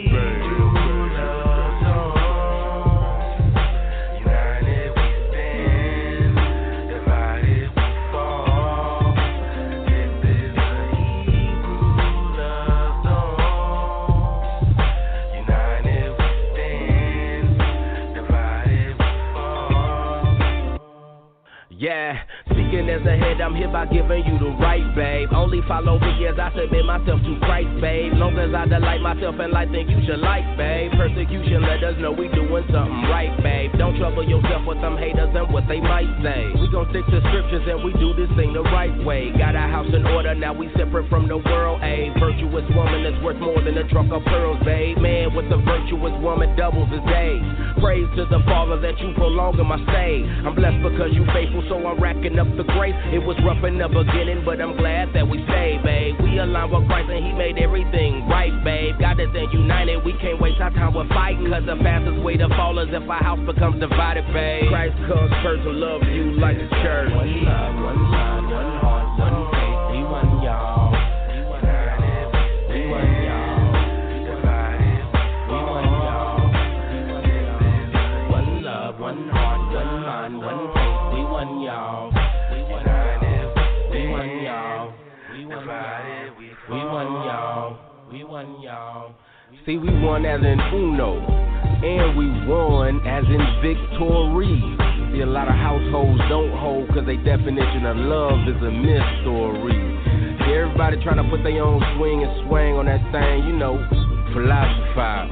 But why do I need to philosophize when love is the most high? As far as I'm concerned, it don't get no realer, can't get no realer. And I ain't have to go in debt, spending all my thriller to figure that out.